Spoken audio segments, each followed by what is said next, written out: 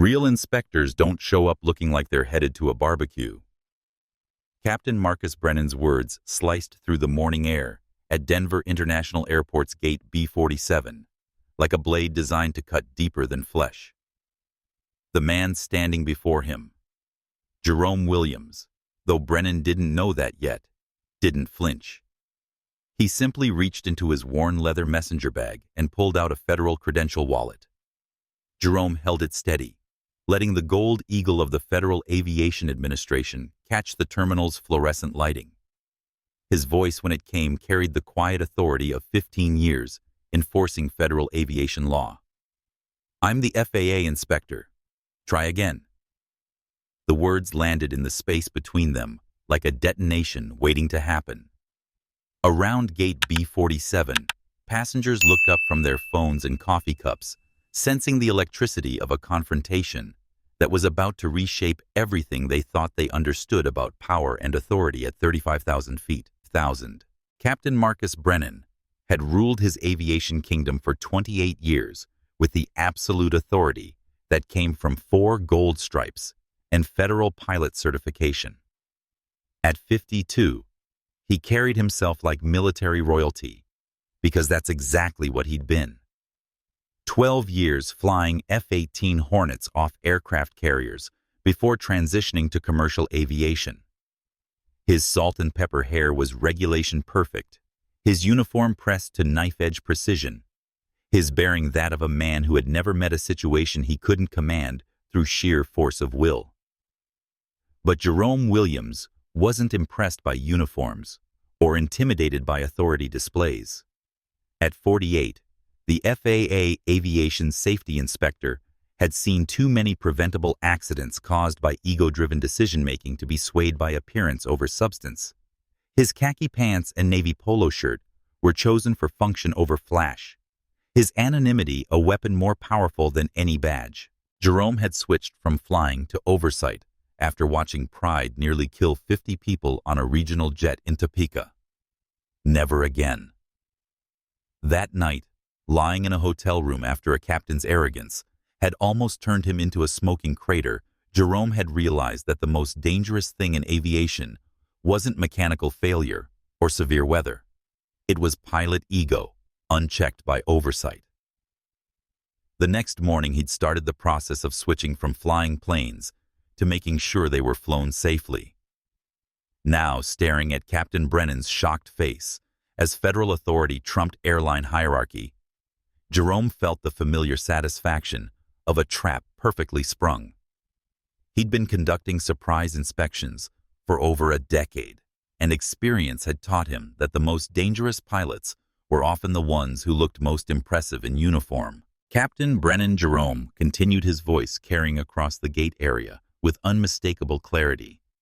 "You just refused access to a federal aviation safety inspector based on your assumptions about what an inspector should look like. You questioned my credentials without examining them, suggested they might be fraudulent, and attempted to bar me from performing mandatory oversight functions." He paused, letting the magnitude of the violations sink in like acid, eating through metal. All of this occurred in front of multiple witnesses, with video evidence being recorded by passengers who thought they were watching a security screening. Instead, they've documented what appears to be a federal violation that could end your career. First Officer Lisa Rodriguez appeared in the jet bridge doorway, drawn by voices carrying more tension than normal gate operations. What she saw made her stomach clench with dread. Her captain, in full intimidation mode, shoulders squared against someone half his size, using his physical presence like a weapon. Behind Lisa, lead flight attendant David Kim emerged from the aircraft, his experienced eye immediately reading the situation. 12 years of commercial aviation had taught him to recognize the difference between routine passenger conflicts and career-ending incidents. This was definitely the latter.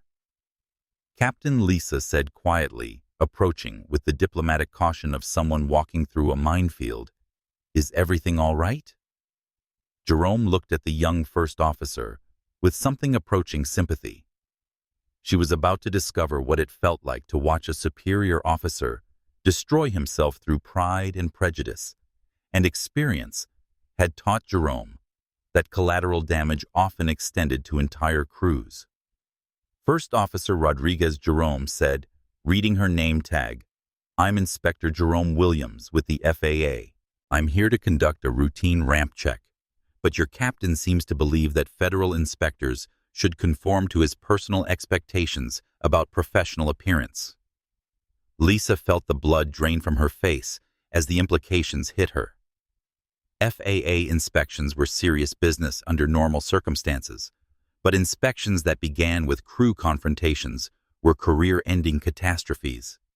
She'd heard whispers about other airlines where captains had challenged federal authority and lost everything. David Kim stepped forward with the professional diplomacy that had kept him employed through economic downturns and management changes. Inspector Williams on behalf of Mountain West Airlines. "I want to apologize for any confusion.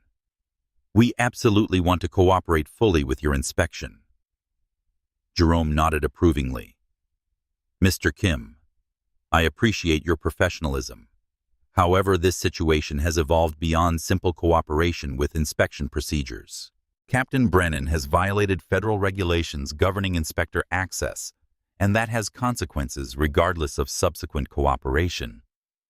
Captain Brennan's face had cycled through several colors as the reality of his mistake penetrated his consciousness. The man he'd dismissed as a potential security threat wasn't just a federal inspector. He was a federal inspector that Brennan had publicly humiliated, questioned, and obstructed in front of witnesses and cameras. "Inspector Williams." Brennan said, his voice now carrying the strain of someone trying to stuff an explosion back into its container. "There's been a misunderstanding. Security protocols require verification of credentials, especially in today's environment. I was acting in the interest of passenger safety." Jerome's expression didn't change, but his eyes seemed to grow colder. "Captain, there was no misunderstanding. You made assumptions based on my appearance and casual attire. You decided that because I didn't look like your preconceived notion of what a federal inspector should be, I must be lying about my credentials and authority." Around them, the gate area had filled with passengers drawn by the confrontation. Phones were recording, business travelers were whispering, and airline employees from other gates were positioning themselves to witness what was clearly becoming a legendary incident. Jerome reached into his satchel and pulled out a small notebook, the same inspection log he'd been using for 15 years of federal oversight. "Captain Brennan, I'm going to offer you one opportunity to demonstrate that you understand the seriousness of the situation and are prepared to comply with federal requirements going forward." He fixed Brennan with a stare that seemed to see right through his uniform and rank to the frightened man underneath. "Are you prepared to immediately and fully cooperate with this safety inspection, including providing complete access to aircraft systems, maintenance records, crew documentation, and any other materials I deem necessary for regulatory compliance?" Brennan nodded quickly, like a drowning man grabbing for a rope. "Yes, absolutely. Full cooperation. Whatever you need." "And do you acknowledge that your initial refusal to allow access was inappropriate and violated federal regulations?" The question hung in the air like a sword. Brennan could continue justifying his actions, maintain his pride, and dig himself deeper into legal trouble. Or he could swallow his ego and accept responsibility for what everyone had witnessed. The silence stretched until Brennan spoke in a voice barely above a whisper. "Yes, I acknowledge that my actions were inappropriate." Jerome made a note in his logbook, his handwriting precise despite the emotional turbulence surrounding them. "Very well, Captain. We'll proceed with the inspection. But I want to be absolutely clear about something." He looked up from his notes with eyes that had seen too many preventable accidents caused by unchecked authority. "This incident will be documented in my report. Your refusal to allow access, your questioning of my credentials, and your eventual compliance will all be noted. The FAA will review this matter and determine what additional consequences, if any, are warranted." Jerome closed his notebook with a sound like a coffin lid closing. In the meantime, I'll be observing not just your aircraft and documentation, but your crew interactions, decision-making processes, and adherence to safety protocols throughout this flight. You'll be conducting operations under the highest level of federal scrutiny." He paused, making sure his next words were clearly understood by everyone within hearing distance. "Captain Brennan, your kingdom in the sky just acquired a very attentive visitor. I trust that's understood."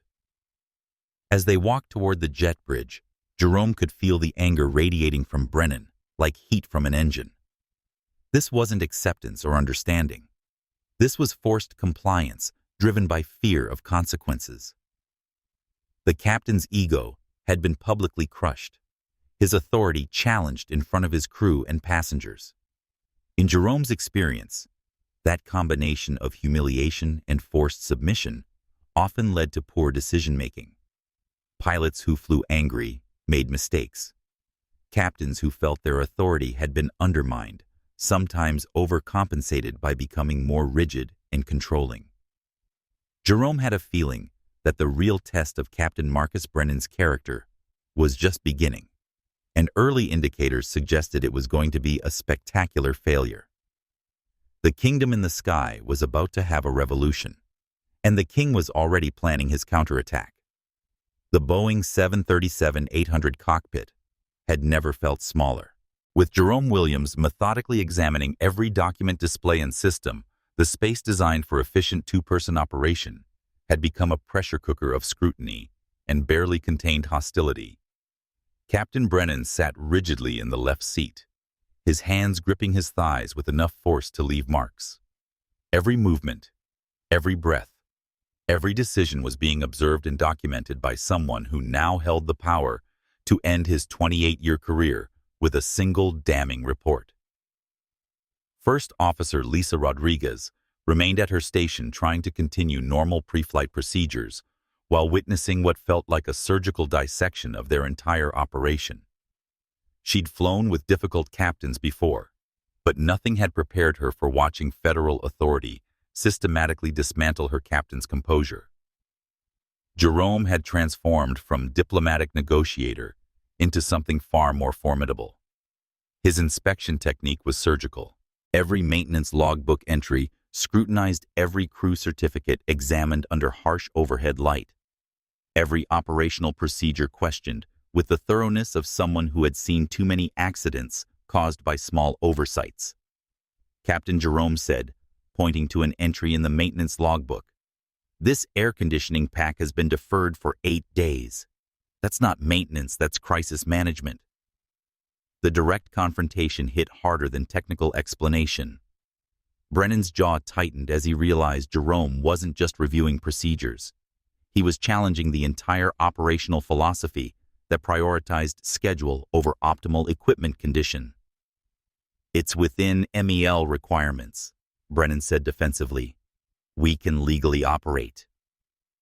"Legal isn't the same as smart," Jerome interrupted. "This aircraft has had various systems deferred 6 times in 3 months. That suggests priorities that put schedule ahead of passenger safety." Lisa felt compelled to defend their operation, but Jerome's next question stopped her cold. "First Officer Rodriguez, has Captain Brennan ever dismissed your safety recommendations because they would cause delays or inconvenience?" The question was clearly loaded with implications. Lisa felt trapped between loyalty to her captain and truth-telling to a federal inspector whose report could affect all their careers. Before she could answer, Brennan's voice cut through the cockpit like a blade. "Rodriguez doesn't need to answer hypothetical questions about command decisions she doesn't fully understand." The interruption was perfectly timed to prevent Lisa from responding, but it also demonstrated exactly the kind of intimidation tactic that Jerome suspected was routine. Jerome made a note that carried more weight than its physical size suggested. Captain preventing crew members from answering direct questions about safety culture constitutes obstruction of a federal investigation. He turned to Lisa with eyes that conveyed both authority and protection. "First Officer, you are required to answer questions from federal inspectors." Company hierarchy doesn't supersede federal law. Lisa looked between her captain and the inspector, understanding that her next words could determine the trajectory of her career. Inspector Williams, there have been situations where my safety recommendations were not welcomed. Can you be more specific, Phoenix? Last month, I recommended a go-around due to unstable approach conditions. Captain Brennan overruled me and completed the landing. Afterward, he suggested in my performance review that I needed to trust experienced captains over my own fears. Jerome's pen moved across his notepad with deliberate precision. Each word was becoming evidence in what was clearly a pattern of crew intimidation. David Kim appeared in the cockpit doorway, his professional demeanor barely concealing growing unease. Inspector Williams, we're ready for boarding whenever you complete your inspection. Is there anything specific you need from cabin crew? Jerome looked at the flight attendant with the calculating gaze of someone who understood that crew dynamics often revealed more about safety culture than technical documentation. Mr. Kim, I need to understand how Captain Brennan typically responds to safety concerns raised by cabin crew. The question hung in the cockpit air like a loaded weapon. David felt the familiar pressure of choosing between truth and career security. Captain Brennan maintains clear command authority, David said carefully. He expects adherence to procedures and doesn't encourage unnecessary communication. Has there ever been a situation where cabin crew felt unable to report safety concerns due to fear of the captain's reaction? Before David could answer, Brennan's voice filled the cockpit with barely controlled menace. Kim, we're behind schedule. Finish your cabin preparations. Now. The timing was perfect to prevent David from answering, but the intimidation tactic was so obvious that Jerome actually smiled. Captain, that's the second time you've prevented crew members from answering safety-related questions. Would you like to explain why Brennan's face flushed red as he realized his own behavior was providing evidence of the systematic intimidation Jerome was documenting? I'm ensuring operational efficiency. We have schedules to maintain. At the expense of federal oversight and crew communication, Jerome asked. Because that's exactly the attitude that leads to preventable accidents. As Jerome completed his cockpit inspection, the tension in the confined space had become almost suffocating. Every question had revealed gaps in judgment. Every answer had demonstrated problematic attitudes. Every interaction had shown a command style based on fear rather than respect. Captain Brennan Jerome said as he gathered his materials. I'll be flying with you today, in seat 15D, to observe operational procedures and crew interaction during normal flight operations. Brennan's head snapped up like he'd been struck. You're flying with us. That's correct. My observation of your in-flight operations will be included in my comprehensive inspection report. The implications were staggering. Jerome wouldn't just be reviewing documents and procedures. He'd be watching how Brennan commanded his crew, made decisions under pressure, and responded to the normal challenges of flight operations. After the gate confrontation, it would be like conducting the entire flight under a federal microscope. As Jerome left the cockpit to take his seat in the cabin, Brennan stared at the instrument panel with barely contained rage. The federal inspector had just turned what should have been a routine flight into a comprehensive evaluation of his command performance. Every decision would be scrutinized. Every interaction with his crew would be analyzed. Every response to changing conditions would be documented and judged by someone who had already demonstrated the power to destroy his career. Lisa Rodriguez watched her captain's face cycle through anger, fear, and something approaching desperation. She'd seen Brennan under pressure before, but never like this. Never with his entire professional identity hanging in the balance. Captain, she said quietly, maybe we should review our weather contingencies before departure. Brennan's response came through clenched teeth. Rodriguez, I don't need additional briefings on conditions I've already assessed. But as Flight 2847 prepared for departure, Jerome Williams was settling into seat 15D with his inspection notebook and 15 years of experience reading the warning signs of dangerous command cultures. The flight to Miami was about to become a test that would determine whether Captain Marcus Brennan was fit to command aircraft carrying innocent lives, or whether his kingdom in the sky was built on foundations too rotten to support the weight of genuine responsibility. The revolution had begun, and the king was about to discover that federal authority didn't recognize the divine right of captains. The storm clouds weren't just on the weather radar. They were building in Captain Marcus Brennan's mind as Flight 2D-847 pushed back from Gate B-47. Every routine action felt magnified under federal scrutiny. Every decision weighed against the knowledge that Jerome Williams was sitting in 15D documenting everything for a report that could end his career. Denver ground, Mountain West. 2847, ready to taxi. Lisa Rodriguez called over the radio, her voice maintaining professional calm, despite the tension crackling through the cockpit, like electricity before a lightning strike. Mountain West, 2847 taxi, via Alpha Bravo. Hold short runway, 34 left. Contact tower, 120.35. As they began the taxi to the runway, Brennan's flying had taken on an obsessive precision that bordered on mechanical. Every turn executed with textbook accuracy, every speed restriction followed to the exact knot, every radio call delivered with parade ground military crispness. To an outside observer, it might have looked like exemplary airmanship. To Lisa, it felt like watching a man perform surgery on himself while trying to prove he wasn't bleeding. Mountain West Flight 2847 lifted off runway 34. Left at 8:47 a.m., climbing into crystalline Colorado air that offered visibility for hundreds of miles. Under normal circumstances, it would have been a spectacular departure. But nothing about this flight was normal, and everyone aboard could feel it. The first 30 minutes passed in artificial calm. Brennan flew with robotic precision. Lisa managed her duties with careful diplomacy, and the cabin crew maintained service standards despite the underlying tension. To passengers, it seemed like a routine flight. To Jerome, it felt like the quiet before a Category 5 hurricane. As they leveled at 37,000 feet and turned eastbound toward the developing weather system, the first signs of what was coming began appearing on the aircraft's radar display.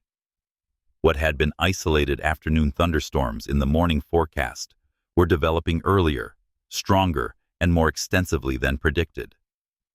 Captain Lisa said, pointing at the weather display, "The system is building faster than forecast. Those cells are showing level 4 and 5 returns. We should start requesting deviations now." Brennan studied the display with the intensity of a chess master contemplating a move that could determine the game's outcome. The developing weather was significant, but not immediately threatening. They could probably navigate between the largest cells, maybe encounter some turbulence, but nothing that would constitute a real emergency. Unless, of course, the goal was to prove that Jerome Williams' earlier weather concerns had been unfounded. "The routing looks manageable," Brennan said finally. "We'll monitor it closely and deviate if necessary, but I'm not burning extra fuel based on radar returns that may dissipate." Lisa felt her stomach drop as she recognized the dangerous logic. Brennan wasn't making this decision based on pure safety considerations. He was trying to prove the federal inspector wrong about weather assessment, using 189 passengers as unwitting participants in his vindication. Sir, Lisa pressed, "Houston Center is offering early deviations around the system. We could avoid the weather entirely without significant penalties." Brennan turned to look at his first officer with eyes that had gone cold as winter sky. "Rodriguez, are you questioning my weather assessment? Because if you don't trust my judgment, maybe you should request a different captain." The threat was unmistakable. Challenge his decision and risk career retaliation. Lisa had heard whispers about other first officers who had crossed Brennan and found themselves transferred to undesirable routes or given poor performance evaluations. But she was also looking at weather radar that painted a picture of developing severe thunderstorms directly on their path. "Captain, with all due respect, I believe we should accept the deviation.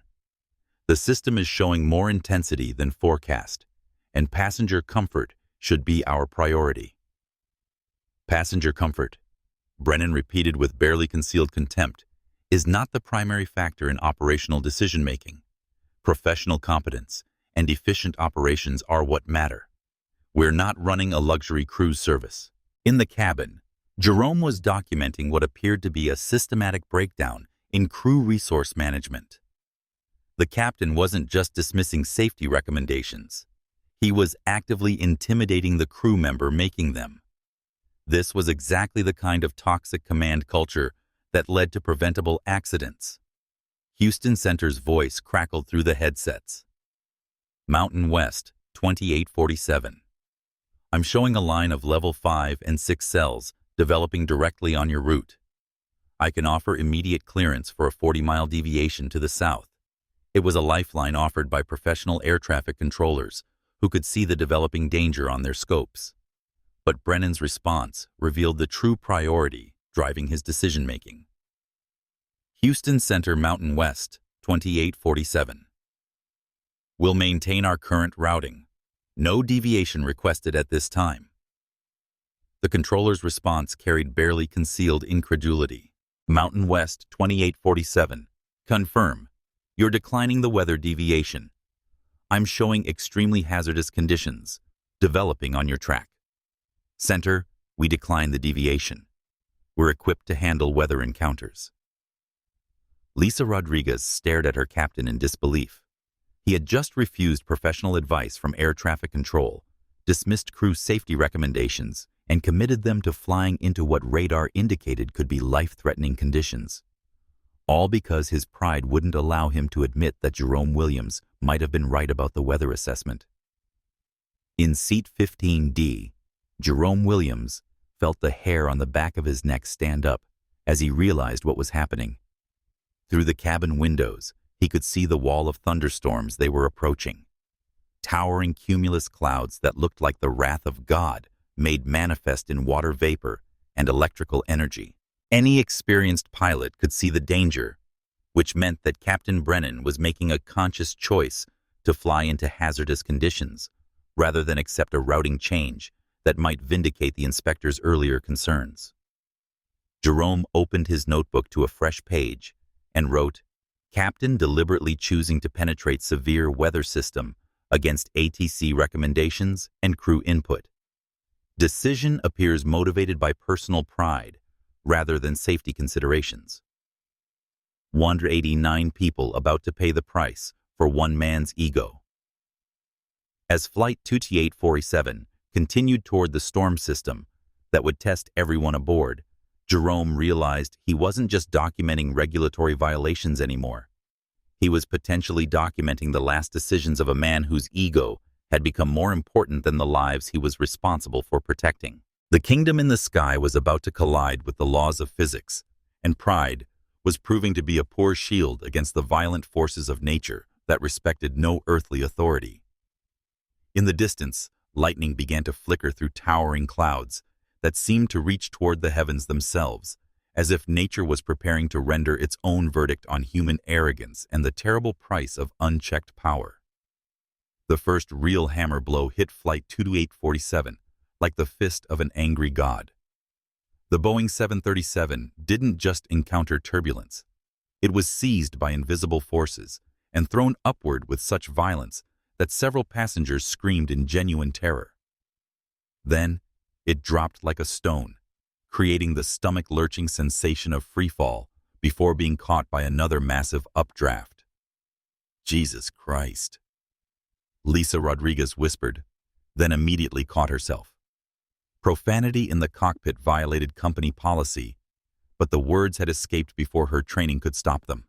The aircraft had just experienced forces that pushed the boundaries of structural design limits. In the cockpit, multiple warning systems began their electronic chorus of alarm. The overspeed clacker sounded continuously as wind shears alternately accelerated and decelerated the aircraft beyond safe parameters. The altitude alert chimed incessantly as they were thrown thousands of feet above and below their assigned flight level. The master caution light bathed everything in ominous amber. Altitude deviation plus 800 feet. Lisa called out fighting to maintain standard crew coordination as the world disintegrated around them. Now minus 600. Airspeed fluctuating between 170 and 240 knots. Captain Brennan's hands were locked on the control yoke with such force that his knuckles had gone bone white. Sweat beaded on his forehead despite the cabin air conditioning. The aircraft was no longer flying so much as being hurled through space by forces that exceeded human comprehension or control. "I'm disconnecting the autopilot," Brennan announced through gritted teeth. "Taking manual control." But manual control was a euphemism for what was actually happening. Brennan wasn't controlling the aircraft. He was fighting it, wrestling with control surfaces that seemed determined to tear themselves from his grip as the 737 bucked and rolled through air that had become as violent as a washing machine filled with concrete blocks. In the cabin, the scene had evolved from anxiety into something approaching pandemonium. The elderly woman in 22A was screaming continuously, a high-pitched wail that cut through the roar of stressed engines and groaning airframe. Multiple passengers were vomiting from the violent motion, the smell adding another layer of misery to an already nightmarish situation.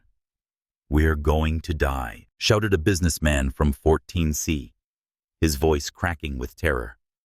Oh God, we're crashing," cried a mother clutching her infant in 18B.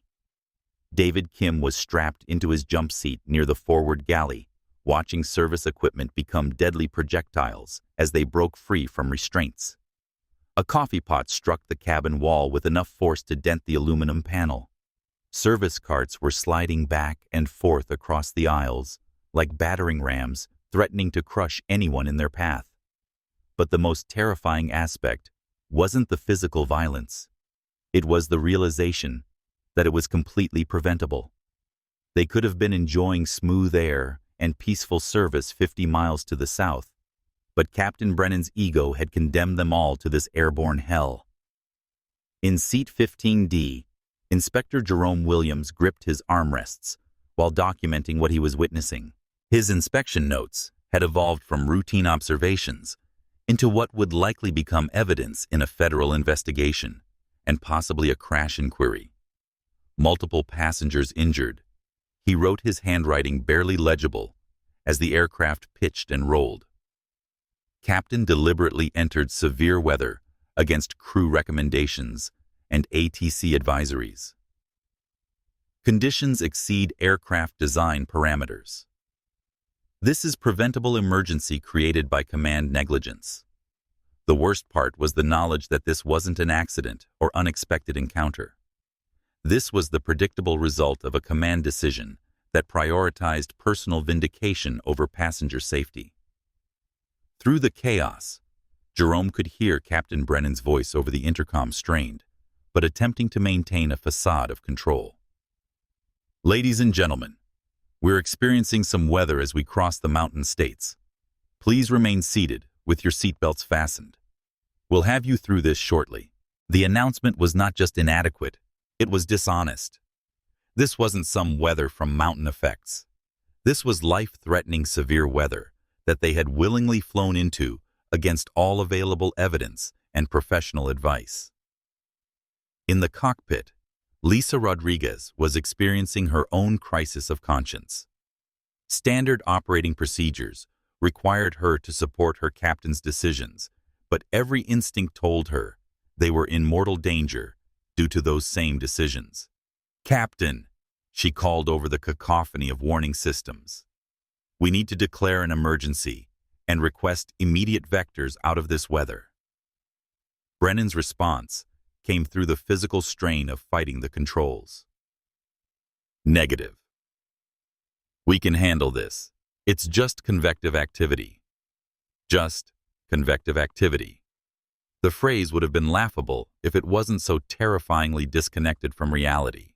They were being thrown around like debris in a tornado. Structural stress warnings were activating throughout the aircraft, and passengers were being injured by forces that exceeded anything most commercial travelers would ever experience. The aircraft chose that moment to demonstrate the futility of Brennan's denial. A downdraft caught them with such violence that both pilots were thrown upward against their shoulder harnesses, hard enough to cause bruising. They dropped nearly 1,000 feet in seconds before encountering an updraft that slammed them upward with G-forces that caused Lisa to see stars. "That's it," Lisa announced, reaching for the radio despite Brennan's furious glare. "Houston Center Mountain West, 2847 declaring emergency. We're in severe turbulence with structural stress indications and passenger injuries. Mountain West, 2847 emergency received. Clearing all traffic from your area. State your intentions." Before Lisa could respond, Brennan keyed his own microphone with one hand while fighting the controls with the other. "Center Mountain West, 2847. Cancel emergency declaration. We're experiencing moderate turbulence, but maintaining control." The radio frequency fell silent as the controller processed what he'd just heard. An aircraft declaring and immediately canceling an emergency while showing extreme altitude and speed deviations on radar. "Mountain West, 2847. Confirm you are canceling emergency status while showing severe flight parameter deviations. Affirmative Center. No emergency. Continuing to destination." Lisa Rodriguez stared at her captain in utter disbelief. They were being subjected to forces that threatened the aircraft's structural integrity. Passengers were injured and terrified, and he was telling air traffic control that everything was under control. "Sir," she said, her voice tight with barely controlled alarm, "you are making decisions that could kill everyone on this aircraft. We need assistance, and we need it now." But Brennan was trapped by his own pride in a psychological box with no exit strategy. Acknowledging the severity of their situation would mean admitting that his weather assessment had been catastrophically wrong, that the federal inspector had been right, that his command judgment was fundamentally flawed. His ego simply wouldn't allow that admission, even if the alternative was risking 189 lives. Flight attendant Jennifer Walsh managed to call the cockpit on the interphone during a brief moment of slightly calmer air. "Captain, people think we're crashing back here. They're praying and crying and asking if we're going to die. Tell them it's just turbulence," Brennan snapped. "Handle it." But it wasn't just turbulence, and everyone aboard except the captain seemed to understand that. They were trapped in a nightmare of his own making, experiencing forces that could tear the aircraft apart, while the man responsible for their safety continued to prioritize his image over their lives. As Flight 2847 continued its violent passage through the storm system, Jerome Williams made a final note in his inspection logbook. "Captain's decisions appear driven by personal pride rather than operational safety. Systematic failure of command responsibility. If we survive this, recommend immediate revocation of all certifications." Whether anyone would survive to read that report was becoming an increasingly open question. But Jerome was determined that if they didn't survive, the evidence of what had led to their deaths would be preserved for the investigators who would follow. The kingdom in the sky was collapsing under the weight of natural forces that recognized no earthly authority, and the king's pride was the only thing preventing him from saving his subjects. In aviation, as in life, physics always had the final vote, and it was about to render its verdict on Captain Marcus Brennan's fitness for command. For 17 minutes that felt like 17 hours. Flight 2847 was no longer an aircraft. It was a projectile being hurled through three-dimensional violence that defied comprehension. The Boeing 737 bucked, rolled, and dropped through air so turbulent that the laws of controlled flight seemed to have been suspended by some malevolent force. Captain Brennan's fight with the controls had devolved into pure survival. His earlier mechanical precision had been replaced by desperate reactive inputs as he tried to prevent the aircraft from entering an unrecoverable attitude. Sweat poured down his face. His breathing had become shallow and rapid, and his voice had taken on the strained quality of a man discovering that 28 years of flying experience meant nothing when faced with forces this extreme. Altitude deviation, plus 1,000 feet. Lisa Rodriguez called out, her voice tight with professional discipline, despite the terror clawing at her throat. Now minus 800. Vertical speed indicating plus 4,000 feet per minute.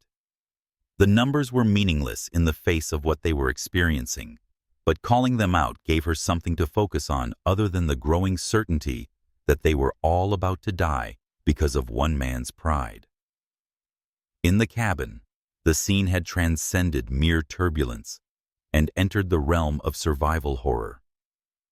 Flight attendant Sarah Martinez, strapped into a rear jump seat, watched Robert Martinez, a father of 2 from Denver, strike his head against the window, hard enough to cause bleeding. A middle-aged woman in 21C was clutching her arm and screaming, having suffered what appeared to be a fracture when she was violently thrown against her armrest. The sound was the worst part, a symphony of terror that included screaming passengers, groaning airframes, stressed engines, and the continuous electronic alerts from systems being pushed beyond their design limits.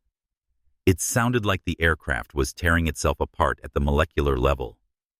"We're all going to die," sobbed the elderly woman in 22A, her voice barely audible over the mechanical screaming of an aircraft in distress. David Kim, despite being strapped into his jump seat, was trying to coordinate passenger care through the interphone system. But every time he tried to speak, another violent jolt would throw him against his restraints and interrupt communication. "Captain," he managed to call during a brief moment of slightly calmer air, "we have multiple injuries back here. Robert Martinez in 18B has a serious head trauma. Janet Morrison in 21C has a suspected broken arm. Several people reporting chest pain from the G-forces." Brennan's response came through gritted teeth as he fought another series of violent updrafts. "Understood. Handle it with first aid supplies. We'll be through this soon."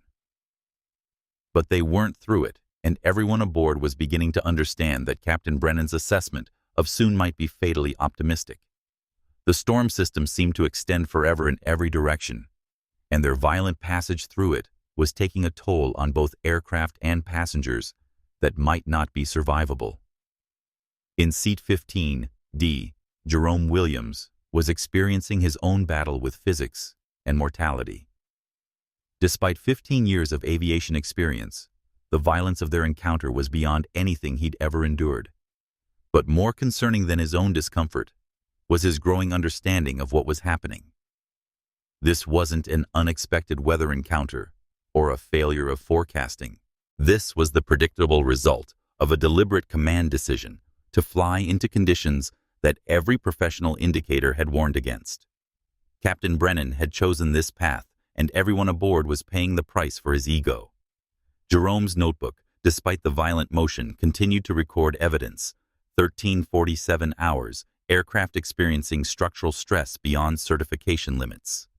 Captain continuing to refuse emergency assistance, despite clear indications of passenger injuries and airframe distress.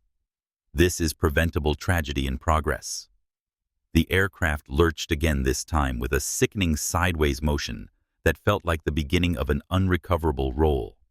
Several passengers screamed in genuine terror as they felt the horizon tilt beyond anything that commercial aviation should ever experience. In the cockpit, warning systems were painting a Christmas tree of alerts across every panel. The structural stress warning had activated, indicating that the aircraft was being subjected to G-forces beyond its certification limits. Engine overtemperature warnings flickered on and off as the power plants struggled to maintain performance in the violent air. Captain Lisa shouted over the noise, "We're getting structural warnings. The airplane is being stressed beyond design limits." Brennan's response was to continue fighting the controls, as if sheer force of will could overcome the laws of physics. But his technique was deteriorating under stress, his inputs becoming more erratic, as fatigue and adrenaline compromised his motor skills. "I've got it," he grunted, pulling back on the yoke as another downdraft tried to push them toward the earth. "I can handle this." But he couldn't handle it, and everyone aboard was beginning to understand that their survival was now dependent on factors beyond human control. They were passengers on an aircraft being operated by someone whose judgment had been compromised by pride, whose decision-making had been corrupted by ego, and whose commands were now threatening everyone's life. The aircraft bucked again, throwing everyone forward against their restraints, with enough force to cause neck injuries. Overhead bins popped open, spilling luggage and personal items that became additional projectiles in the violent cabin environment. "This is your Captain Brennan's voice," came over the intercom, but now it carried a strain that couldn't be hidden. "We're working through some weather here. Please remain seated and keep your seatbelts tight. We'll have you out of this as soon as possible." But everyone aboard could hear what he wasn't saying, that they were trapped in a nightmare of his own making, that their survival depended on the aircraft holding together long enough to escape conditions that should never have been encountered, and that the captain who was supposed to protect them had instead led them into mortal danger. Through the cabin windows, passengers could see lightning crackling through towering clouds that seemed to extend infinitely in every direction. They were trapped inside nature's fury, with no escape except forward through conditions that were testing every rivet, every weld, every component of the aircraft that was their only protection against certain death. Flight attendant Jennifer Walsh, strapped into a forward jump seat, closed her eyes and whispered a prayer for the first time since childhood. "Please God, if we survive this, let someone make sure this never happens to anyone else." As the storm continued to rage around them, indifferent to human pride, rank, or federal authority, Flight 2847 was providing everyone aboard with a crash course in mortality hubris and the terrible price of unchecked authority. Physics was rendering its verdict on Captain Marcus Brennan's fitness for command, and the outcome remained very much in doubt. The moment Flight 2847 broke free from the storm's grip felt like resurrection from the dead. One instant they were being murdered by invisible forces, and the next they emerged into air so smooth it felt like floating on glass. The contrast was so dramatic that several passengers actually applauded their relief at simply being alive, overwhelming any anger about what they'd just endured. But the silence that filled the cockpit was anything but relieved. Captain Brennan sat slumped over the controls, his shirt soaked with sweat, his hands trembling as adrenaline worked its way out of his system. First Officer Lisa Rodriguez was methodically checking systems and instruments, her movements mechanical, as she processed the magnitude of what they'd just survived. The damage assessment painted a sobering picture. Multiple caution lights indicated systems stressed beyond normal parameters. Interior panels had come loose during the violent encounter. The passenger address system was functioning intermittently, and from the cabin came the sounds of genuine trauma, crying, nervous laughter, hushed conversations about near-death experiences. "Ladies and gentlemen, this is your Captain Brennan's voice," came over the intercom, with forced calm that fooled no one. "We've cleared the weather area and are now in smooth air for the remainder of our flight to Miami. We apologize for the rough ride, and we'll have you on the ground shortly." Jerome Williams, still strapped into seat 15D, listened to the announcement with growing incredulity. Rough ride. They had just experienced what could only be described as a near-death encounter with forces that had pushed both aircraft and passengers beyond safe limits, and the captain was characterizing it as a rough ride. David Kim was moving through the cabin conducting what amounted to battlefield triage. The elderly woman in 22A was hyperventilating and showing signs of shock. Robert Martinez, in 18B, needed immediate medical attention.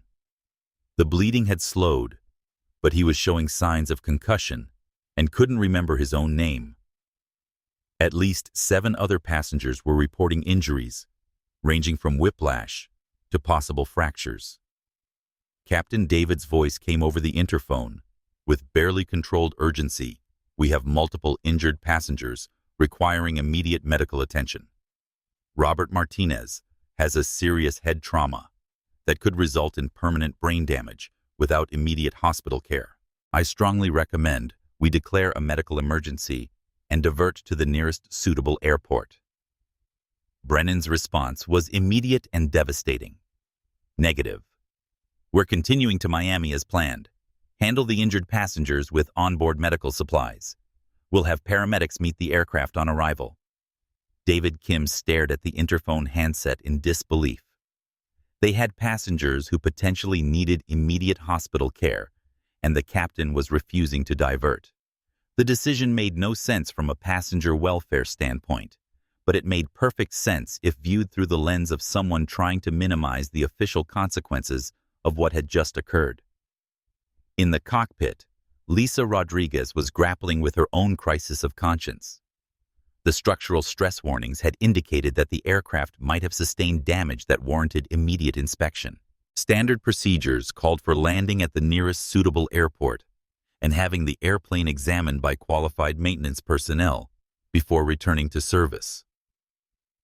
"Captain," she said carefully, "given the forces we experienced, shouldn't we consider having the aircraft inspected before continuing? We exceeded design G-forces for several minutes." Brennan's response carried the sharp edge of someone whose patience had been completely exhausted. "Rodriguez, all critical systems are functioning normally. The aircraft handled the conditions exactly as designed. There's no justification for an unnecessary diversion." The word unnecessary rang through the cockpit like blasphemy. What they'd just experienced hadn't been a normal encounter with weather.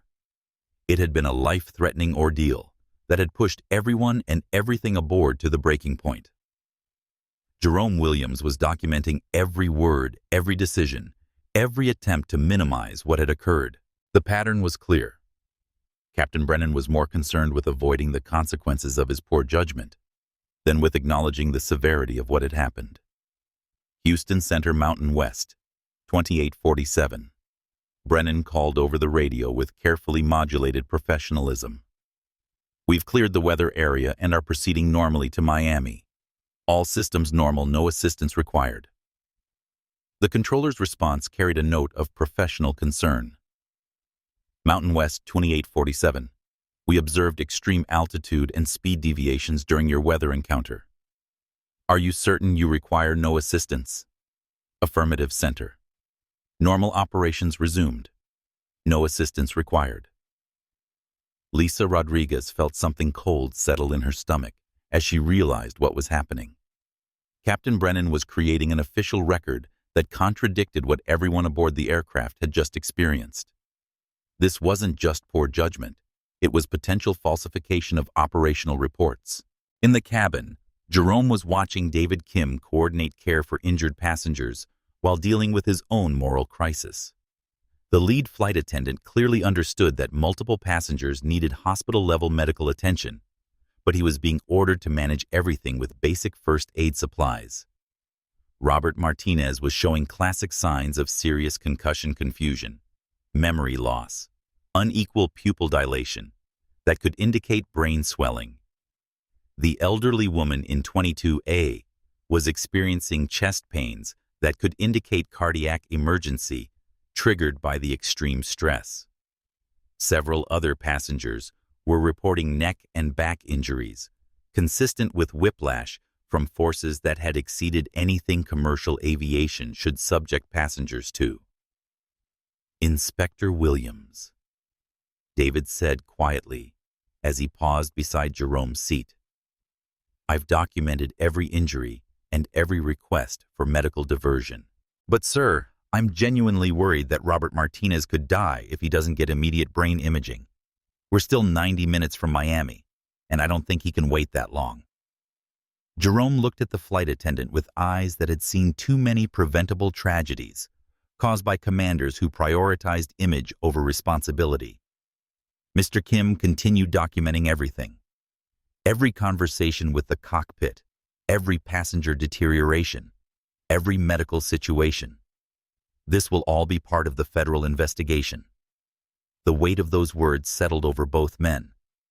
They were trapped in a metal tube at 37,000 feet, with potentially seriously injured passengers, a captain who was refusing appropriate medical response, and no way to override command decisions that appeared to be driven by self-preservation rather than passenger welfare. Back in the cockpit, Brennan was working methodically to construct a narrative that would minimize his legal exposure. He pulled out the aircraft logbook and began making entries that characterized the weather encounter as moderate turbulence and described all aircraft systems as normal following the incident. Captain Lisa said watching him write that entry doesn't accurately reflect the conditions we experienced. We had structural stress warnings, multiple system alerts, and forces that exceeded design parameters. Brennan looked at his first officer with eyes that had gone completely flat and dangerous. Rodriguez, my logbook entries reflect my assessment as pilot in command. If you disagree with my operational decisions, you're welcome to file your own report through appropriate channels. The threat was unmistakable, but it was also a trap. Any report Lisa filed contradicting Brennan's official narrative would likely result in retaliation, poor performance evaluations, and potential career destruction. But her signature would also be required to validate the captain's logbook entries, making her complicit in what appeared to be deliberate falsification of safety records. "Sir," she said quietly, "I cannot in good conscience sign off on entries that misrepresent the severity of what we experienced. Those are federal documents, and accuracy is required by law."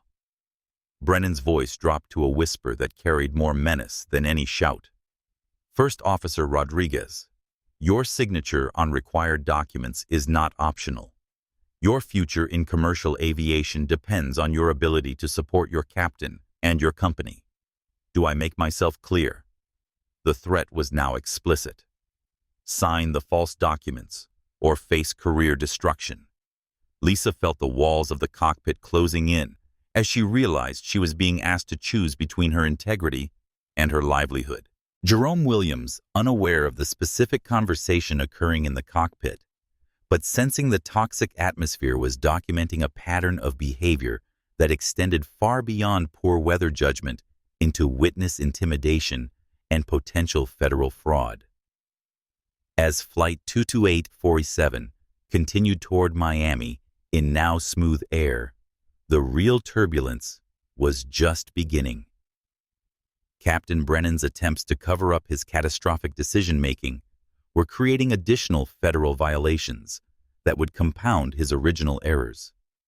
But more immediately, Robert Martinez and other injured passengers throughout the cabin were suffering the consequences of his refusal to acknowledge that their medical needs superseded his desire to avoid official scrutiny. The kingdom in the sky had become a prison where the king's subjects were suffering for his sins, and there was no appeal from his absolute authority until they reached the ground, assuming they all survived that long. Miami International Airport appeared through the cockpit windows like a mirage of salvation, its runways stretching across the Florida landscape in geometric precision that promised an end to the nightmare that Flight 2847 had become. But as Captain Brennan lined up for final approach to runway 8R, the real crisis was just beginning. The landing was firm, harder than necessary, as Brennan's hands still carried the tremor of someone whose nervous system hadn't fully recovered from the stress of the storm encounter. The Boeing 737 touched down with enough force to cause several passengers to gasp, a final reminder that their captain's performance remained compromised by the ordeal he had chosen to put them through.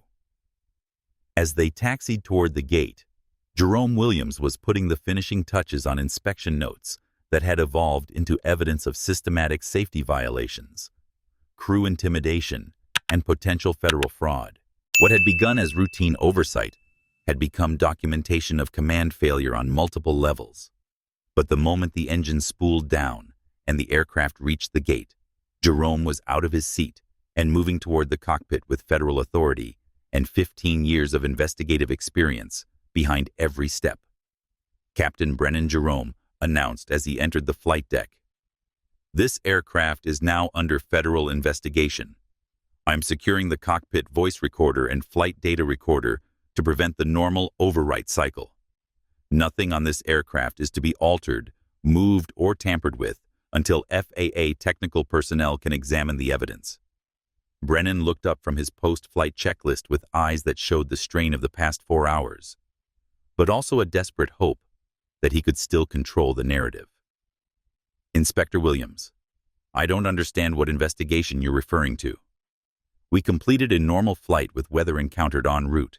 The disconnect between what Jerome had observed and what Brennan was claiming created a moment of almost surreal silence."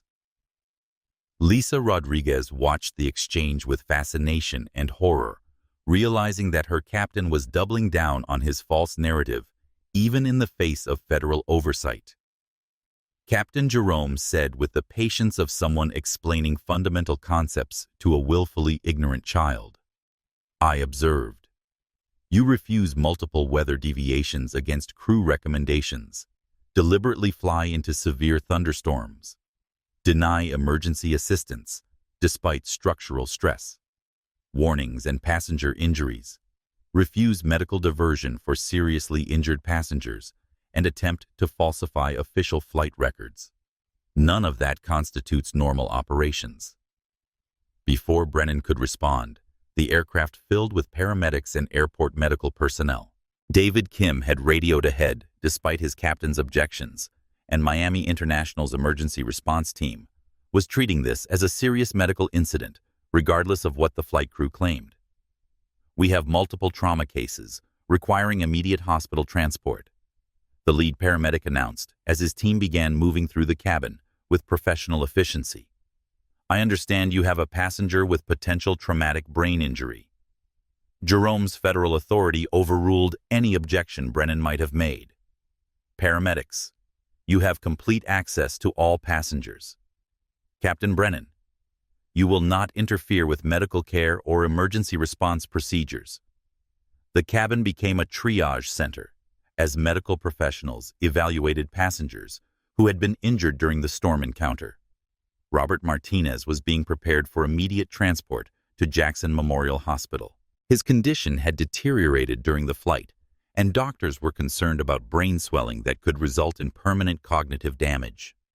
The elderly woman from 22A was being evaluated for stress-induced cardiac issues that required immediate monitoring. Lisa Rodriguez watched the medical response with a mixture of vindication and guilt. These injuries were the direct result of Captain Brennan's decision to fly into avoidable severe weather, but she felt partially responsible for not challenging him more forcefully when she'd had the chance. Jerome approached her as she gathered her flight materials. "First Officer Rodriguez, I need you to understand something. Your cooperation with this investigation could determine whether changes are made that prevent similar incidents or whether this pattern continues until someone dies." Lisa looked around the cockpit at the captain, who had threatened her career for speaking up about safety, at the federal inspector, who represented her only chance for justice at the aftermath of a flight that could have killed everyone aboard. "Inspector Williams," she said quietly, "I have a lot to tell you, but I need to know that speaking up won't destroy my career the way it has for others who've challenged this captain." Jerome's response carried the weight of federal protection. First Officer witness intimidation is a federal crime. Your testimony will be protected, and any retaliation will result in additional charges against those responsible. The FAA doesn't abandon people who speak up for safety. Meanwhile, David Kim was coordinating with medical personnel while documenting every aspect of the passenger care crisis that Brennan had created through his refusal to divert. His training had emphasized the critical importance of accurate record-keeping during medical emergencies. and he understood that his documentation would be crucial evidence of command negligence. Inspector Williams, David said as Jerome moved through the cabin, I need to report that Captain Brennan explicitly refused my requests for medical emergency diversion, despite multiple passengers requiring immediate hospital care. Robert Martinez was showing signs of traumatic brain injury for over an hour, and the captain ordered me to handle everything with aspirin and ice packs. Jerome nodded grimly. Another piece of evidence in what was becoming an overwhelming case of negligent command decisions that had prioritized personal image over passenger welfare. But the most shocking discovery came when Jerome reviewed the aircraft's maintenance logbook.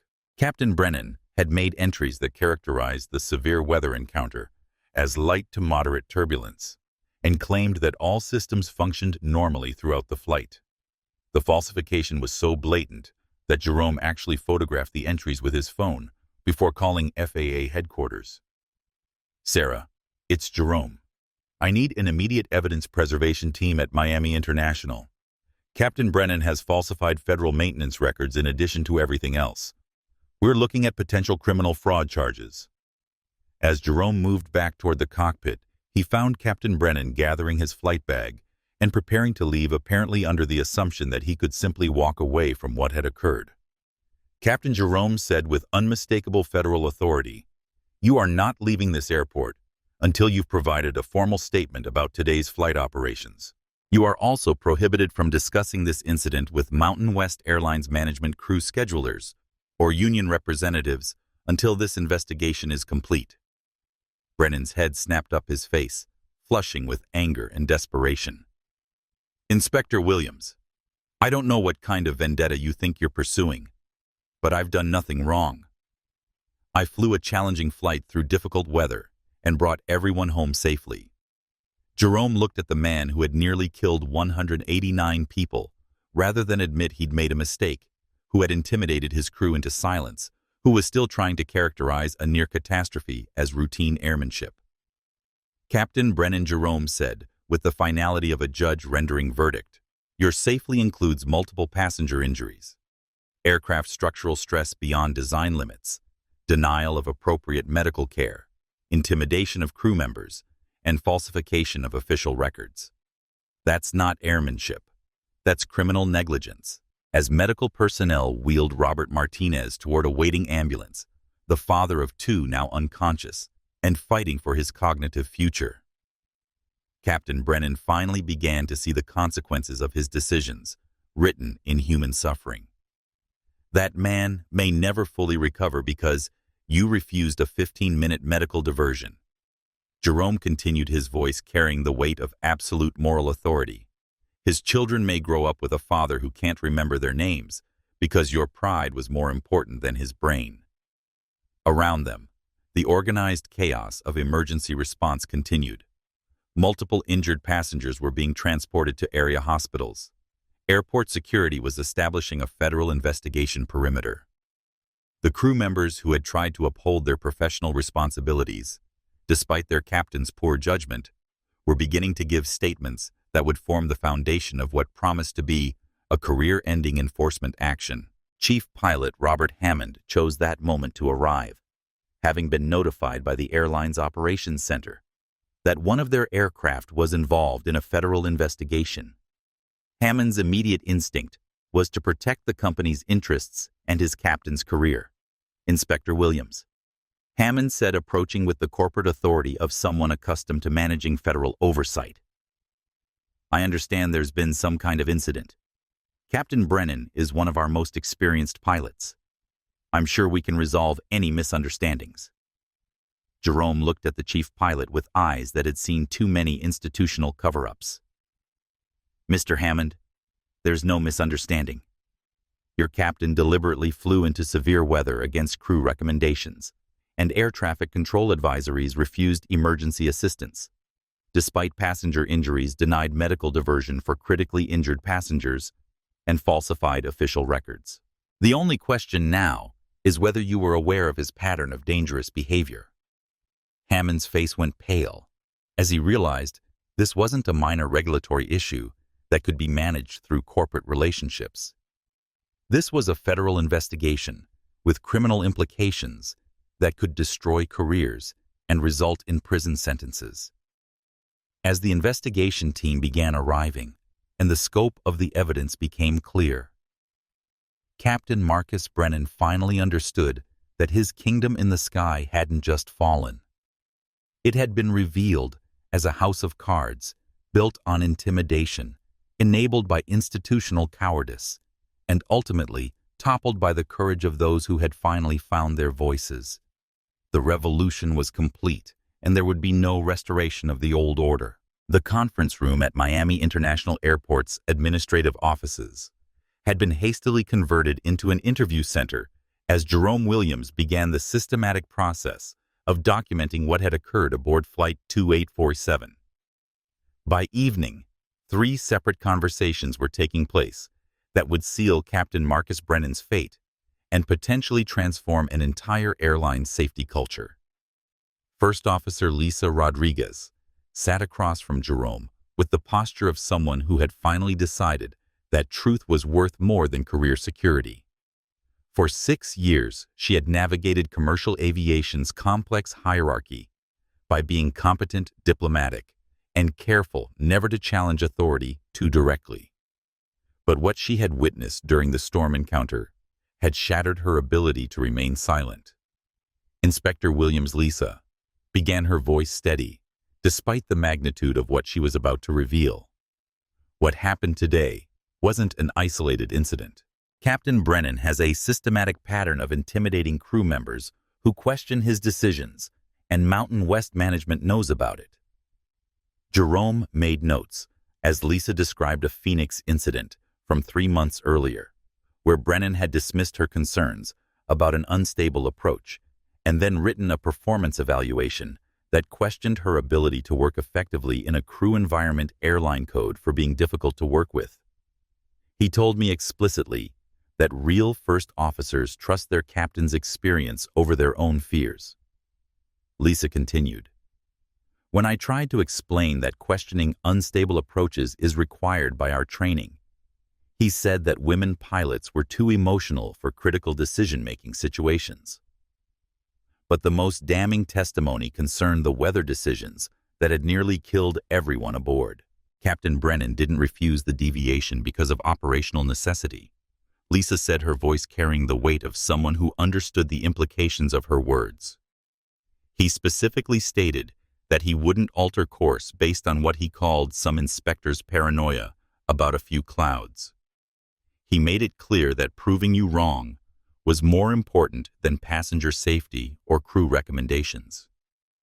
Jerome's pen stopped moving as the full meaning sank in. This wasn't just poor judgment or inadequate weather assessment. This was a deliberate decision to endanger lives in order to vindicate personal pride against federal oversight. In a separate conference room, David Kim was providing his own account of systematic crew intimidation and the medical emergency that Brennan had refused to acknowledge. 12 years of flight attendant experience had taught David to document everything, and his records painted a disturbing picture of command culture that prioritized hierarchy over human welfare. "Inspector, I've worked with demanding captains, perfectionists, even difficult personalities," David explained. "But Captain Brennan is the only pilot I've ever flown with who actively discourages safety communication and retaliates against crew members who report problems." David pulled out his personal logbook. Flight attendants weren't required to maintain such records, but his commitment to professionalism had created a detailed chronicle of concerning incidents. September 15th, Denver to Phoenix. "Captain refused to return to gate for mechanical issue," I reported. "Told me cabin crew should focus on service, not second-guessing maintenance professionals." Passenger later found loose seat that could have caused injury during turbulence. October 2nd, Chicago to Miami. Captain made inappropriate comments about female first officers' competence during crew briefing. Said women pilots were too emotional for command positions and needed male oversight. October 8th, Phoenix to Denver. Captain refused passenger request for medical diversion, despite clear heart attack symptoms.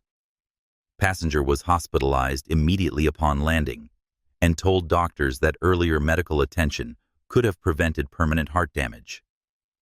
Each incident by itself might have been explained as personality conflict or different operational philosophies.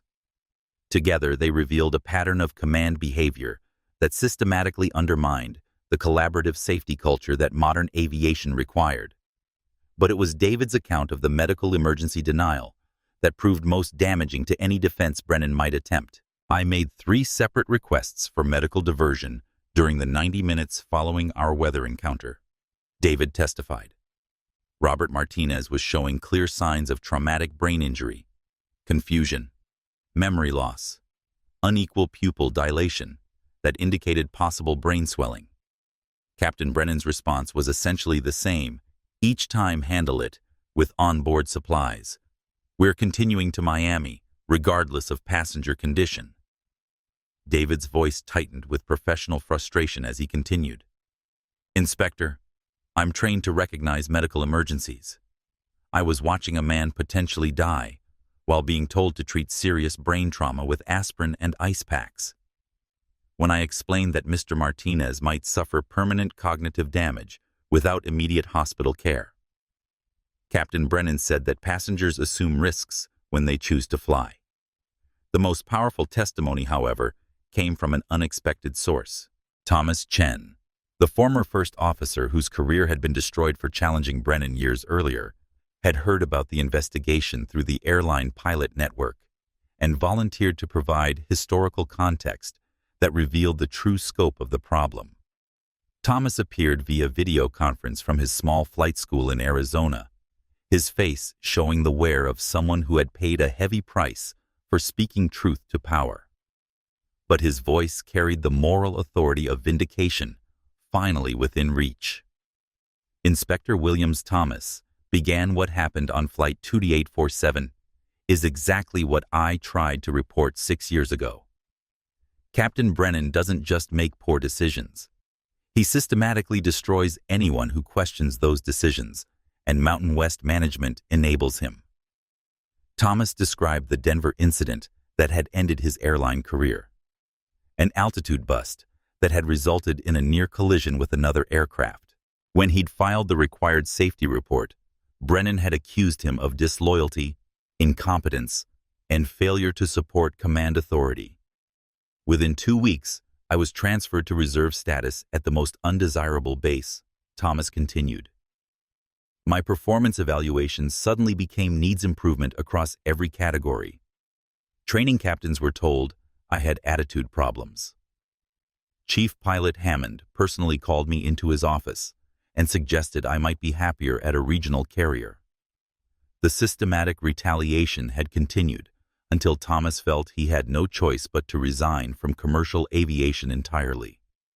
His departure had sent a clear message to other crew members: challenge Captain Brennan and lose your career. The most frustrating part, Thomas said, his voice carrying years of suppressed anger, was that Mountain West management knew exactly what was happening. I filed formal complaints with the chief pilot with human resources with the company's anonymous safety reporting system. Every report was dismissed as personality conflict or failure to adapt to command structure. Jerome was documenting evidence of institutional enablement that extended far beyond one pilot's misconduct.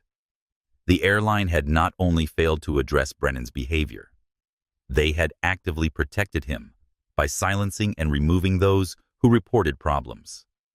Mr. Chen Jerome said, "Are you willing to testify formally about these incidents and provide documentation of the retaliation you experienced?"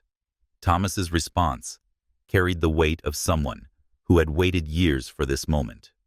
Inspector Williams, I've kept every document, every email, every performance evaluation from my time at Mountain West. I've been waiting 6 years for someone with the authority to listen. Captain Brennan's behavior on Flight 2847 was inevitable. The only surprise is that it took this long for someone to die. The reference to death was premature but prophetic. As the interviews continued, news arrived from Jackson Memorial Hospital that Robert Martinez had been placed in a medically induced coma due to brain swelling that could have been prevented with earlier medical intervention.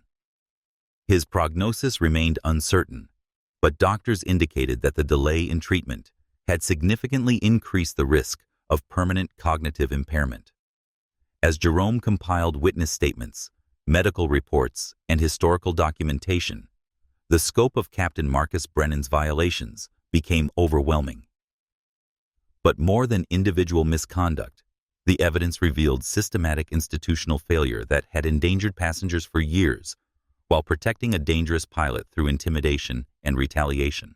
The witnesses had finally spoken, and their voices would echo through commercial aviation for decades to come, forcing reforms that would prevent similar tragedies and protect those brave enough to speak up for safety over hierarchy. The kingdom in the sky hadn't just fallen. It had been revealed as a corrupt system that would now be rebuilt on foundations of accountability, transparency, and genuine safety culture, rather than fear and intimidation. The war room at the FAA's Miami Flight Standards District Office looked like the headquarters of a major criminal investigation. Charts covered every wall, witness statements were organized in chronological order, and technical evidence filled multiple bankers' boxes as Jerome Williams briefed his supervisor on what had become one of the most comprehensive pilot misconduct cases in recent aviation history. The evidence extends far beyond Flight 2847. Jerome explained to Principal Inspector Sarah Chen, whose 20 years of aviation safety investigations had prepared her for serious cases, but not necessarily for the systematic failures they'd uncovered. We're looking at a pattern of dangerous command behavior that was enabled by corporate negligence for over 6 years. Jerome moved to a timeline chart that stretched across an entire wall. Starting with Thomas Chen's allegations in 2018, we can trace a consistent pattern of crew intimidation, safety report, suppression, and retaliation against anyone who challenged Brennan's authority. Mountain West Airlines didn't just ignore these reports. They actively punished the people making them. Sarah Chen studied the documentation with the methodical attention of someone who understood that their findings would reshape how airlines managed crew relations and safety culture. Jerome: this suggests institutional liability that could result in criminal charges against airline management. We need to contact the U.S. Attorney's Office immediately. The investigation had grown beyond individual pilot violations into corporate criminality. Mountain West Airlines hadn't just failed to address Brennan's behavior. They had actively enabled it through systematic suppression of crew complaints and retaliation against whistleblowers. Here's what we found in the corporate files. Jerome continued opening a folder that contained internal communications obtained through federal subpoena. Chief Pilot Robert Hammond was personally aware of at least 8 formal complaints against Brennan over the past 4 years. His response was consistently to transfer complainants to less desirable assignments or suggest they needed additional training in crew cooperation. The documents painted a picture of institutional corruption that prioritized protecting senior captains over passenger safety. Human resources records showed that crew members who filed reports against Brennan were systematically marginalized through poor performance evaluations, undesirable scheduling, and blocked advancement opportunities. The Phoenix incident from 2019 is particularly damaging, Jerome noted, pulling out another file. First Officer Jennifer Walsh reported that Brennan had made an unstable approach in violation of company procedures and made inappropriate comments about women pilots. Within a week, she was transferred to reserve status and given a performance review that questioned her emotional stability under pressure. Sarah Chen's expression darkened as she read the personnel files. This is textbook witness intimidation and gender discrimination. They didn't just ignore safety complaints. They punished the people making them and used discriminatory language to justify it. The technical evidence was equally damning. The cockpit voice recorder from Flight 2847 had captured not just Brennan's refusal to accept safety recommendations, but his explicit threats against crew members who might report his decisions. The audio was played in the secure conference room, and Brennan's voice filled the space with chilling clarity.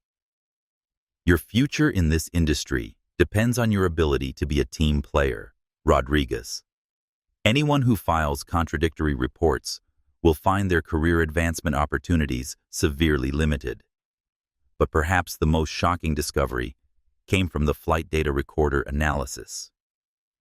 FAA technical specialists had found that Flight 2847 had experienced G-forces that exceeded the Boeing 737's design limitations for sustained periods, forces that could have caused structural failure and loss of the aircraft.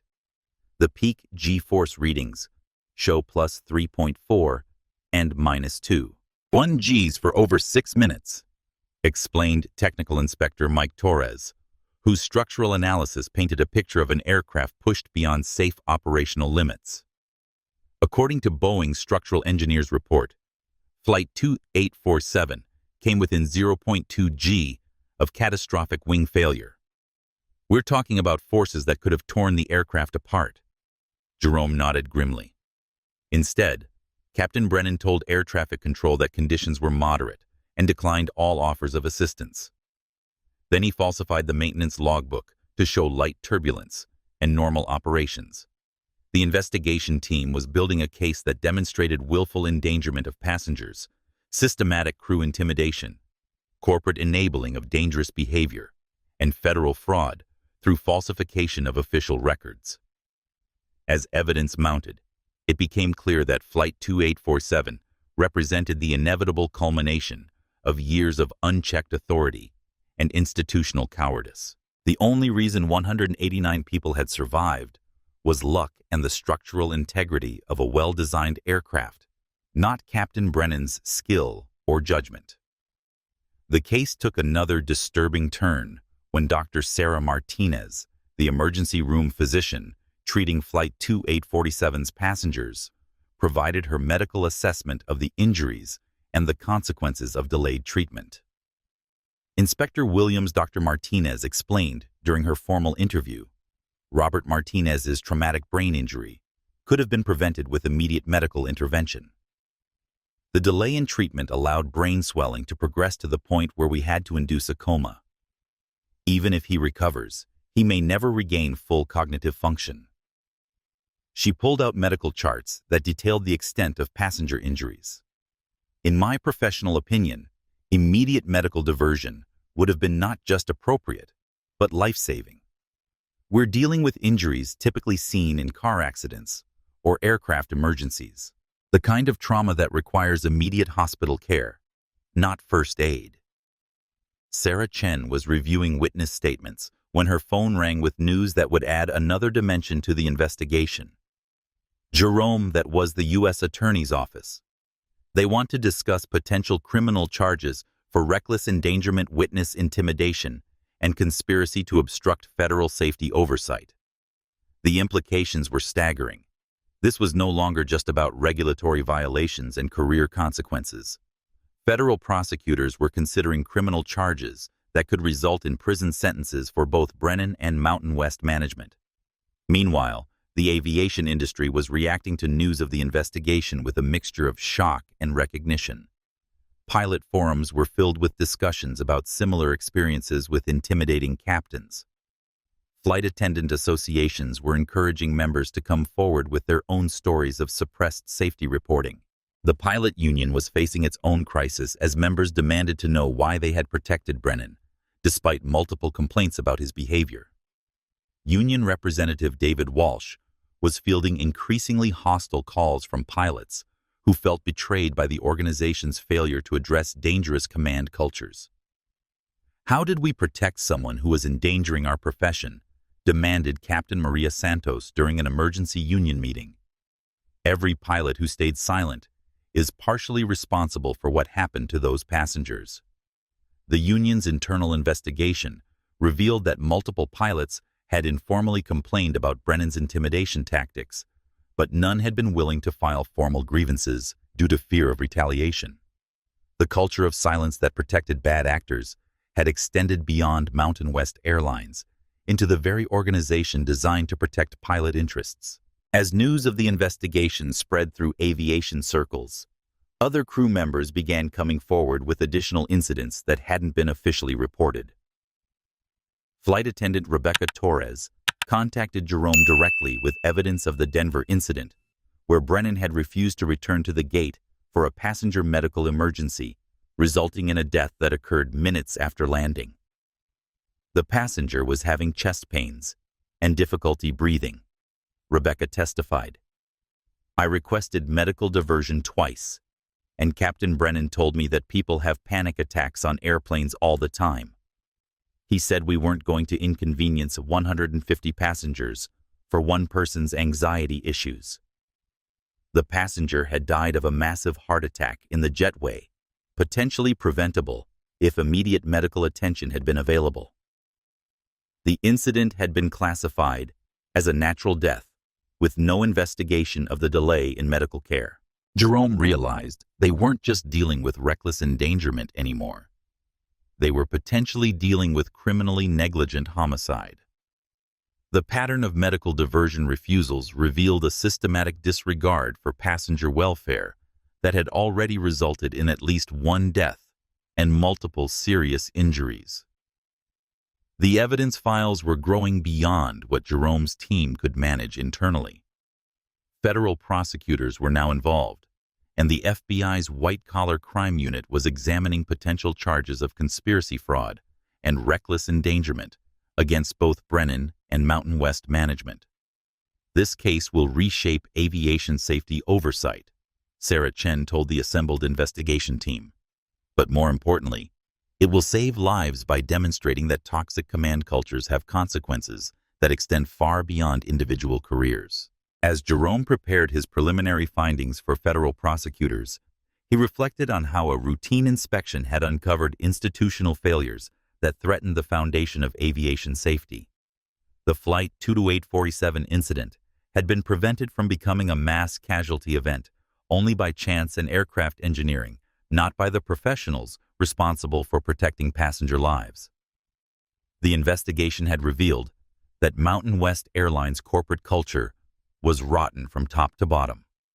CEO Patricia Kellerman was placed on administrative leave pending the outcome of criminal investigations. The company's stock price had plummeted by 40% as investors recognized the magnitude of potential legal liability. But now those failures would be exposed, prosecuted, and used to reform an industry that had grown too comfortable with hierarchy over safety. The revolution in the sky was spreading beyond one aircraft to encompass the entire system that had enabled such dangerous behavior. Captain Marcus Brennan's kingdom hadn't just fallen. It had revealed the institutional rot that would now be rebuilt on principles of accountability, transparency, and genuine safety culture, rather than fear and intimidation.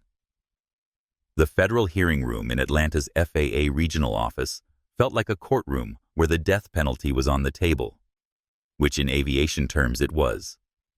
Captain Marcus Brennan's professional execution was about to be carried out with the methodical precision that federal justice demanded. Hearing officer Elizabeth Morrison had presided over hundreds of enforcement actions, but few cases had arrived at her bench with evidence this overwhelming or implications this far-reaching. The Flight 22847 incident had exposed systemic failures that threatened to undermine public confidence in commercial aviation safety. Brennan sat at the respondents' table with his union representative and two corporate attorneys, but their presence felt more like a funeral arrangement than a defense strategy. The evidence against him was so comprehensive that the hearing had become less about determining guilt than about documenting the scope of his violations for the permanent record. "Captain Brennan," Hearing Officer Morrison began, "you stand accused of multiple violations of federal aviation regulations that individually could result in certificate revocation. Collectively, they paint a picture of systematic unfitness for the responsibilities of airline transport pilot certification." Jerome Williams took the stand as the primary government witness, and his testimony painted a methodical picture of command failure, that extended far beyond poor judgment into criminal negligence. Hearing Officer Morrison, my investigation revealed a pattern of decision-making that consistently prioritized personal pride over passenger safety schedule, adherence over crew recommendations, and image management over honest reporting of safety incidents. Jerome's presentation of evidence was devastating in its completeness. The cockpit voice recorder played Brennan's explicit threats against crew members.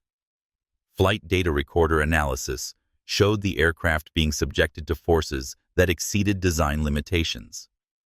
Medical testimony documented passenger injuries that could have been prevented through appropriate emergency response.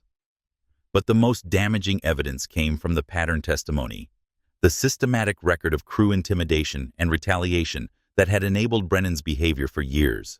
First Officer Lisa Rodriguez testified with the moral authority of someone who had risked everything to speak truth.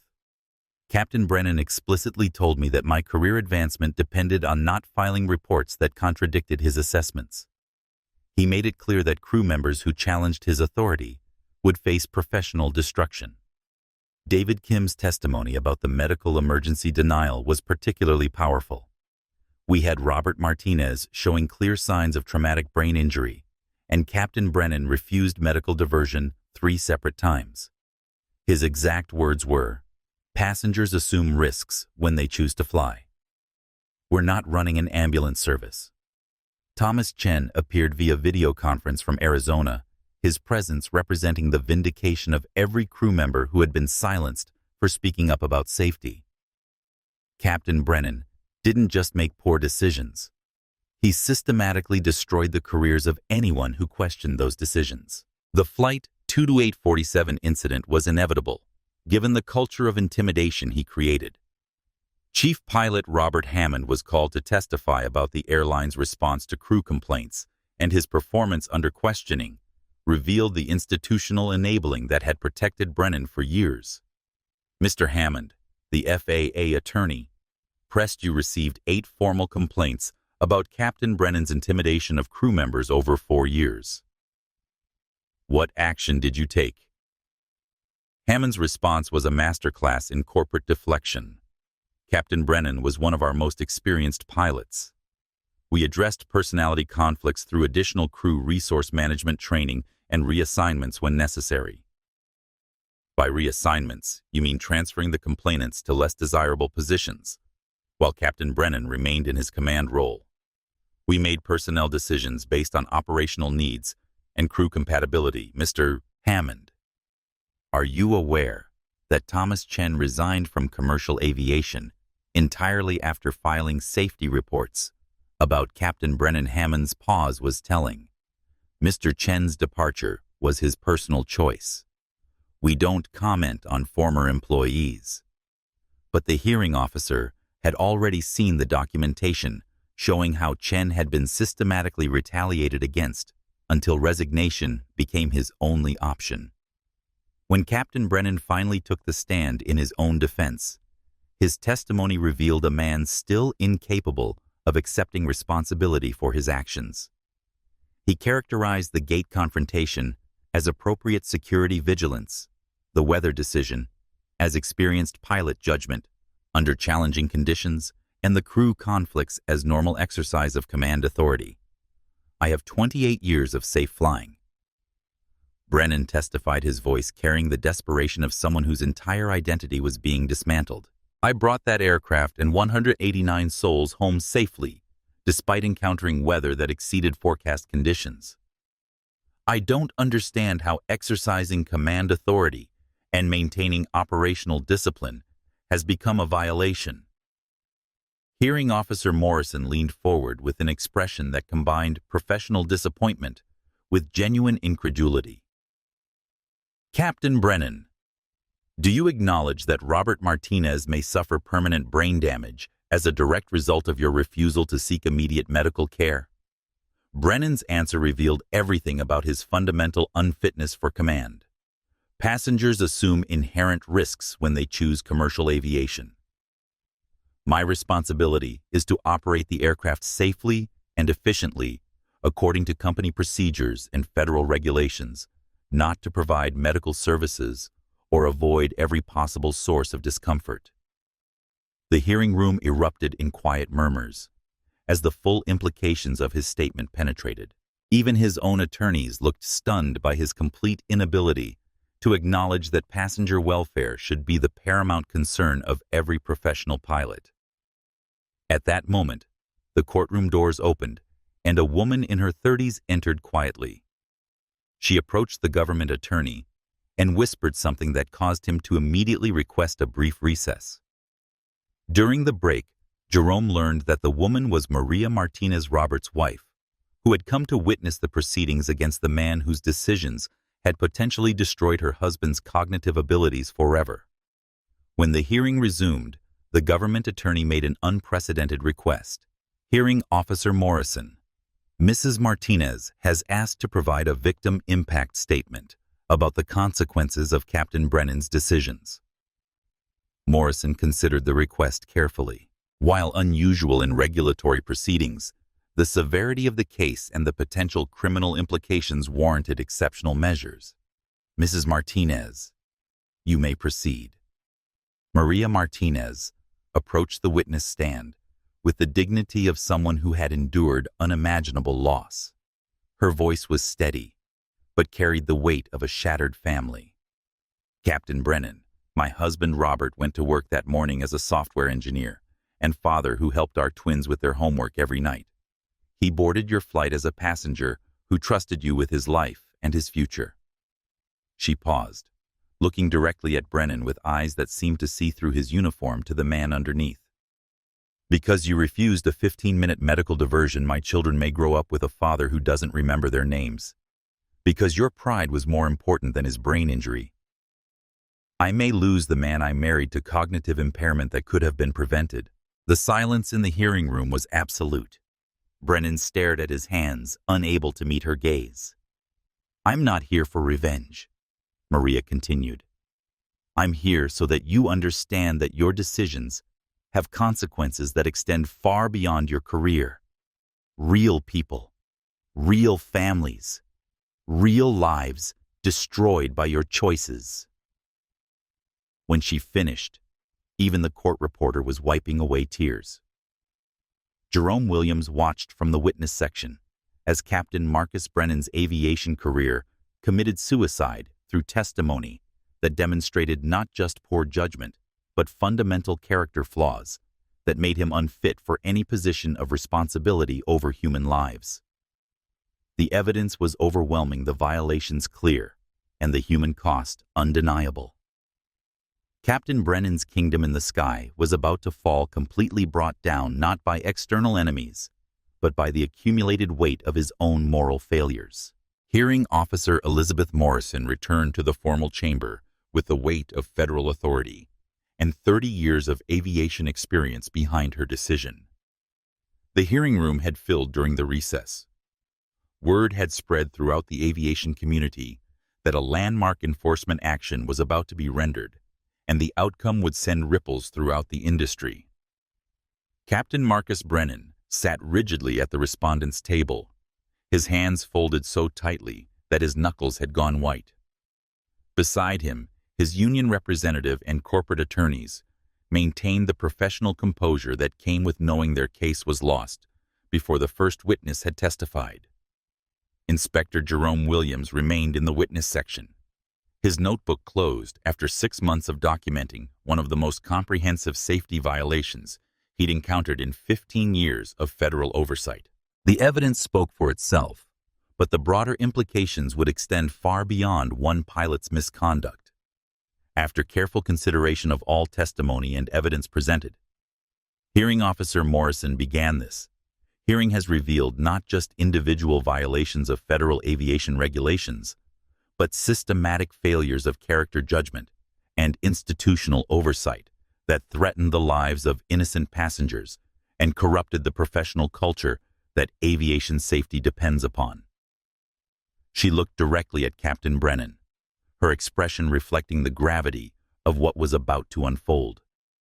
Captain Brennan, your actions on October 12th demonstrate a fundamental unfitness for the responsibilities of airline transport pilot certification.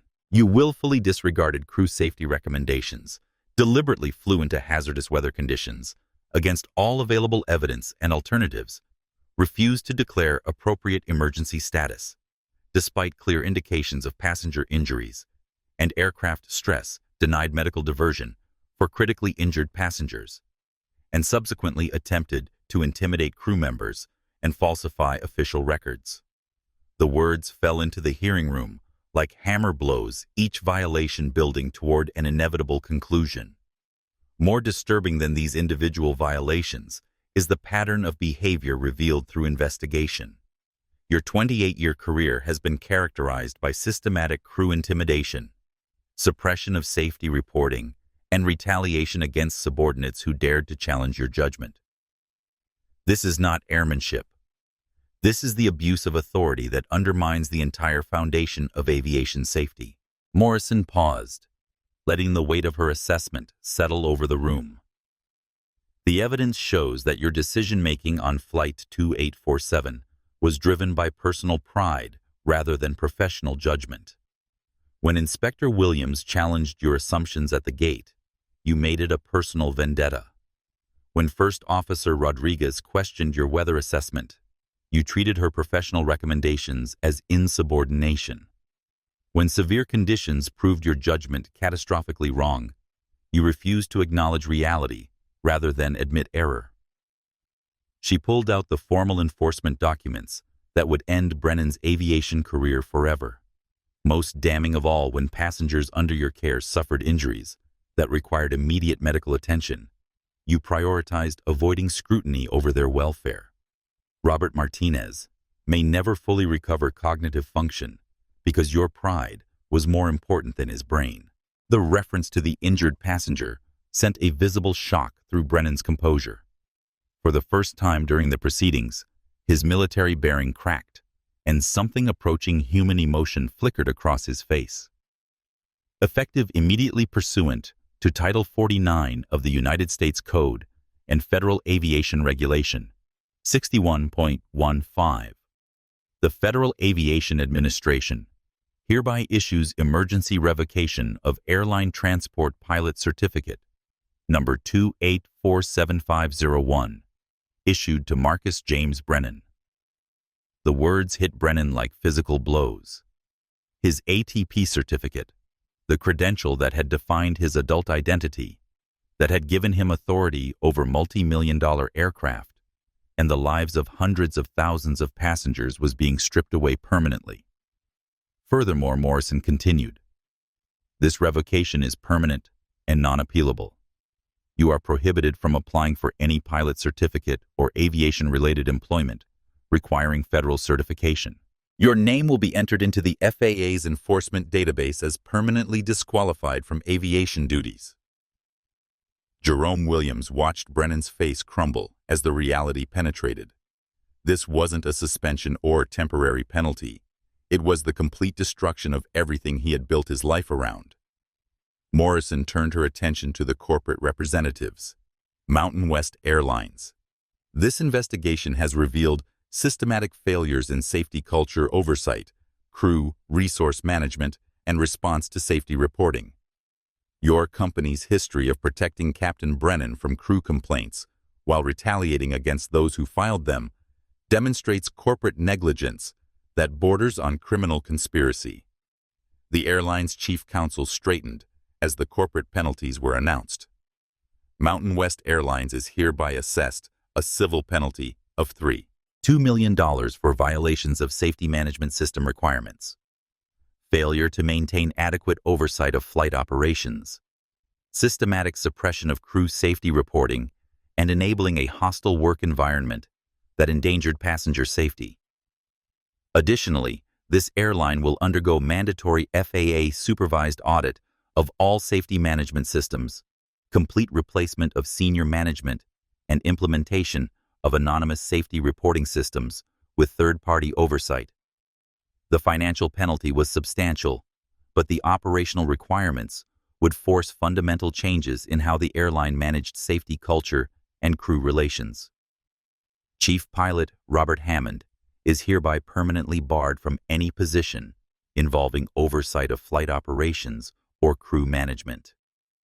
Your pattern of protecting dangerous pilots while retaliating against safety reporting demonstrates unfitness for positions of authority in commercial aviation. Hammond's career had just ended as completely as Brennan's, a recognition that institutional enabling was as dangerous as individual misconduct. Morrison's final words were directed not just to the respondents, but to the aviation industry representatives who had filled the hearing room. Aviation safety depends on the willingness of professional pilots to put passengers first, to listen to crew recommendations, to acknowledge their limitations, and to prioritize truth over image. When ego and pride override these fundamental principles, people die. She looked at each person in the room with the authority that came from having seen too many preventable tragedies. Captain Brennan's career ends today, not because he made one mistake, but because he demonstrated systematic unfitness for the enormous responsibility that comes with airline transport pilot certification. The 189 passengers and crew aboard Flight 2847 survived because of the professionalism of First Officer Rodriguez-led flight attendant Kim and the courage of Inspector Williams to document and report what he witnessed. Morrison gathered her papers and stood. This hearing is adjourned. The FAA's findings and enforcement actions are final and effective immediately.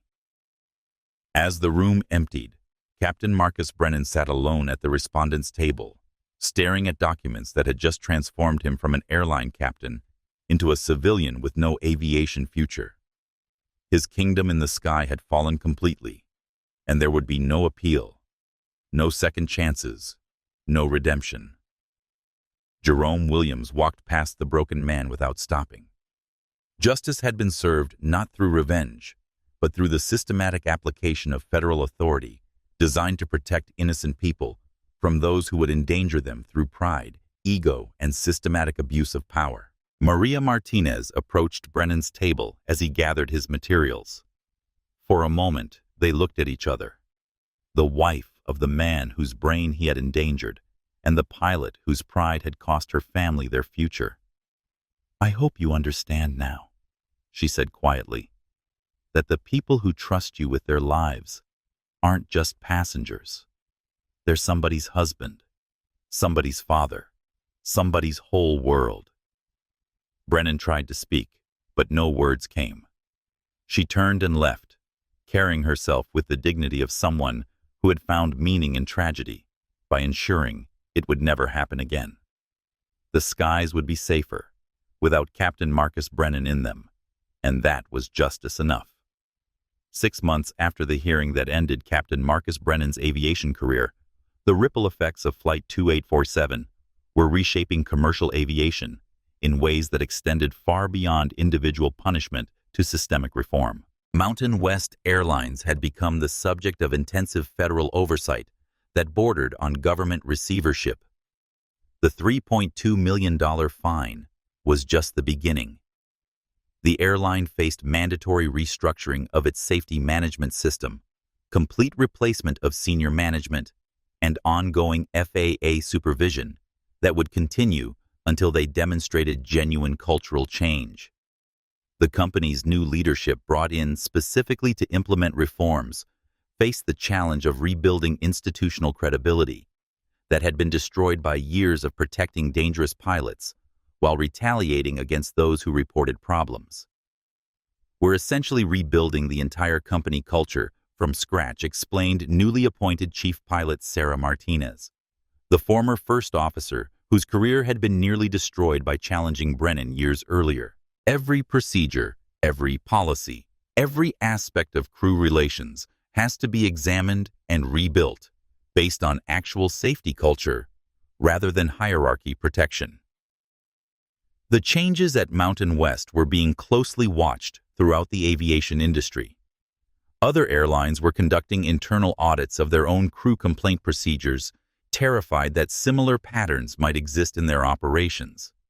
The Flight 2847 case had become required study material at every major carrier, a cautionary tale about the catastrophic costs of toxic command cultures. Jerome Williams had been promoted to Senior Aviation Safety Inspector and assigned to lead the newly created Crew Resource Management Oversight Division, a federal program specifically designed to identify and address intimidation patterns before they could lead to accidents.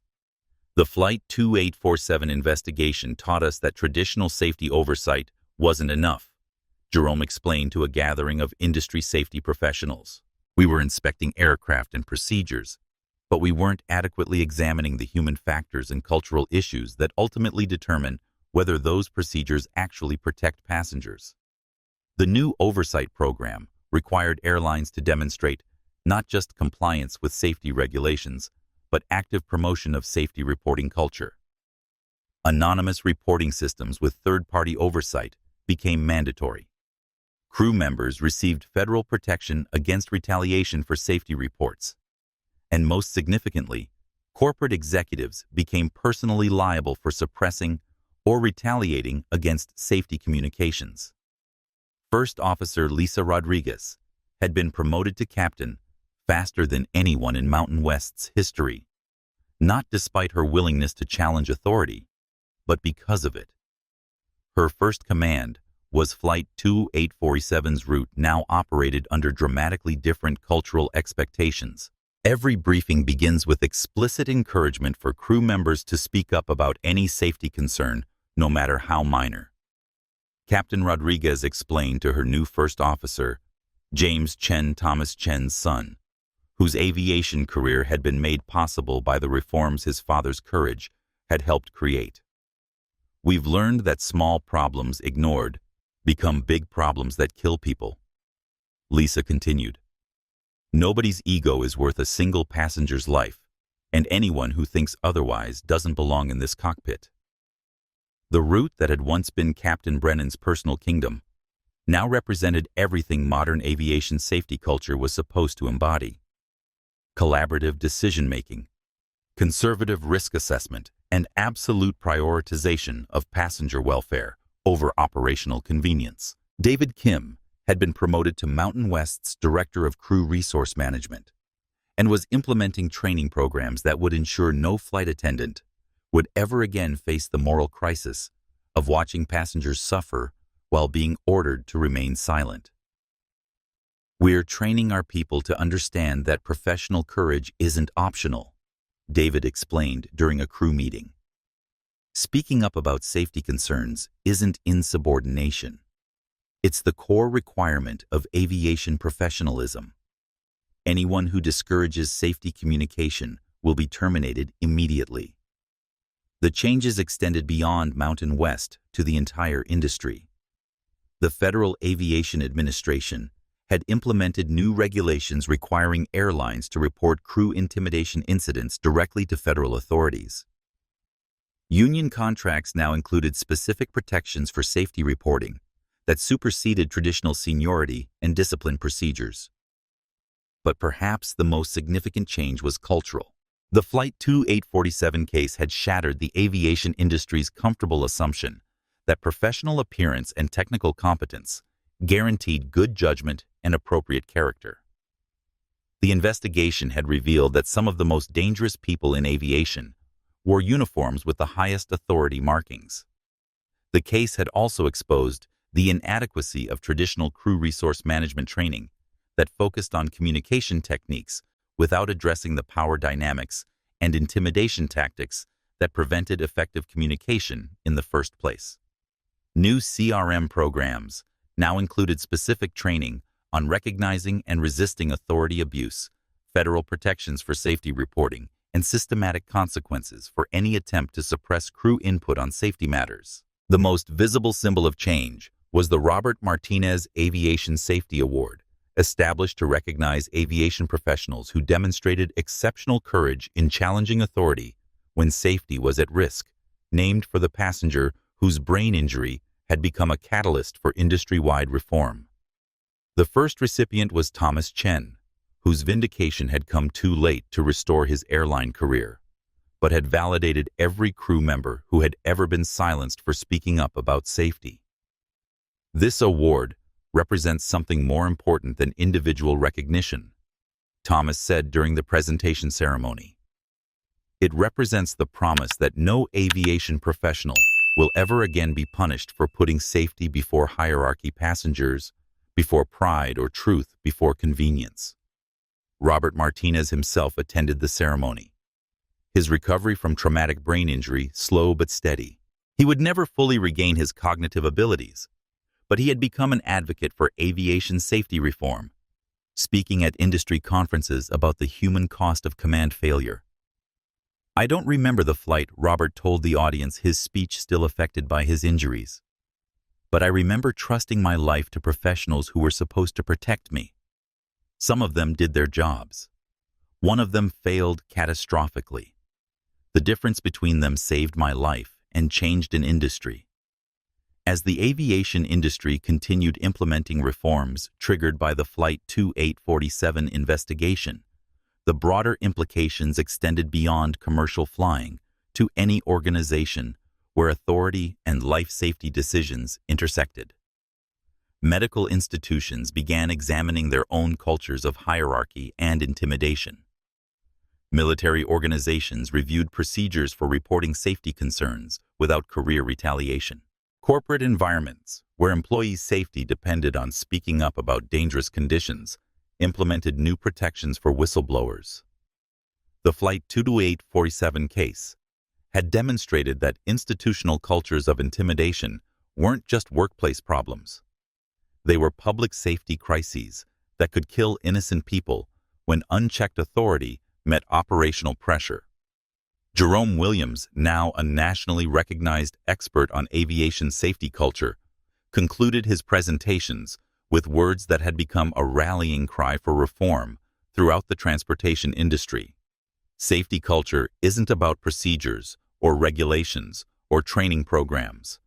It's about whether the people with the most authority have the character to listen to the people with the most knowledge.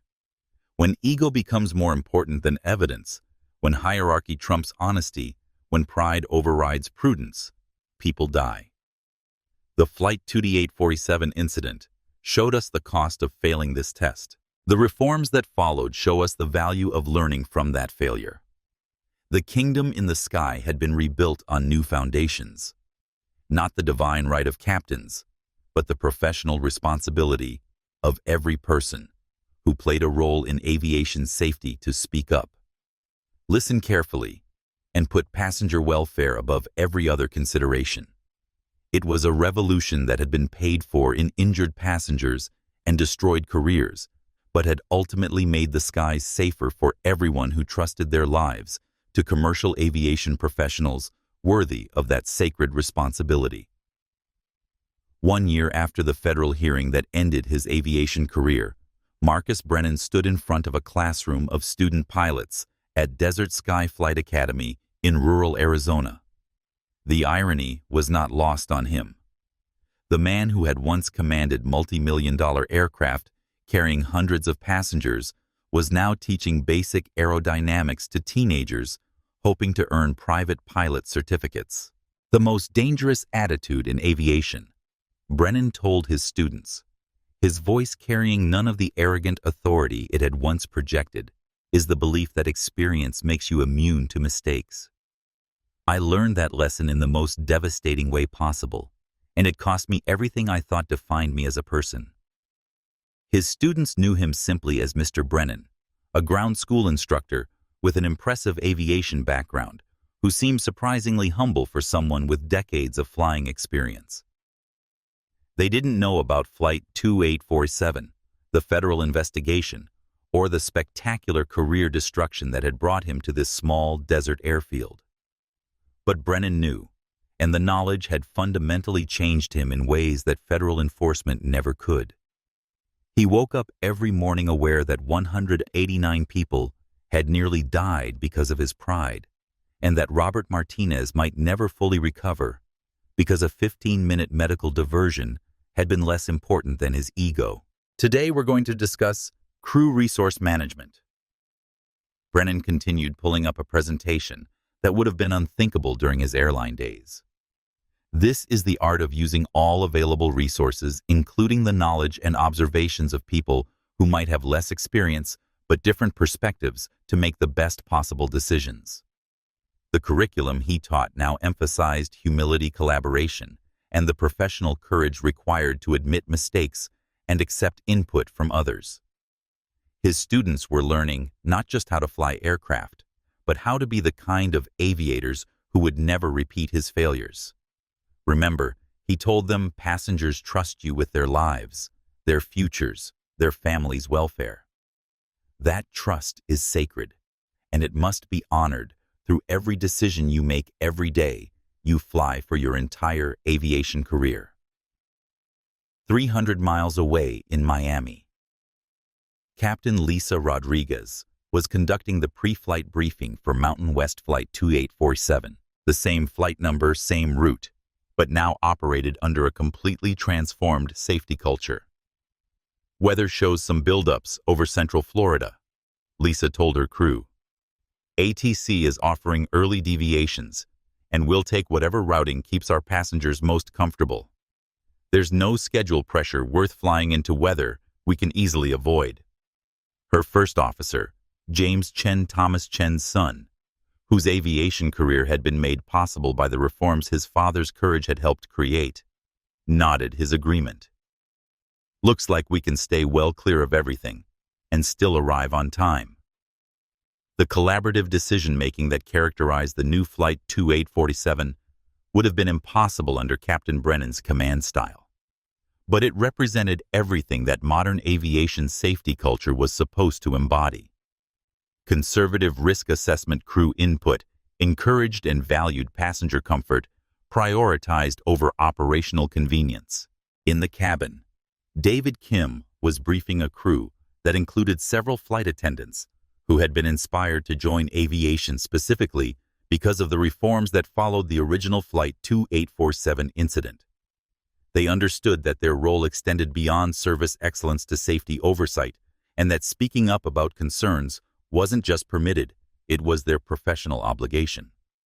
The cultural transformation at Mountain West Airlines had been comprehensive and painful.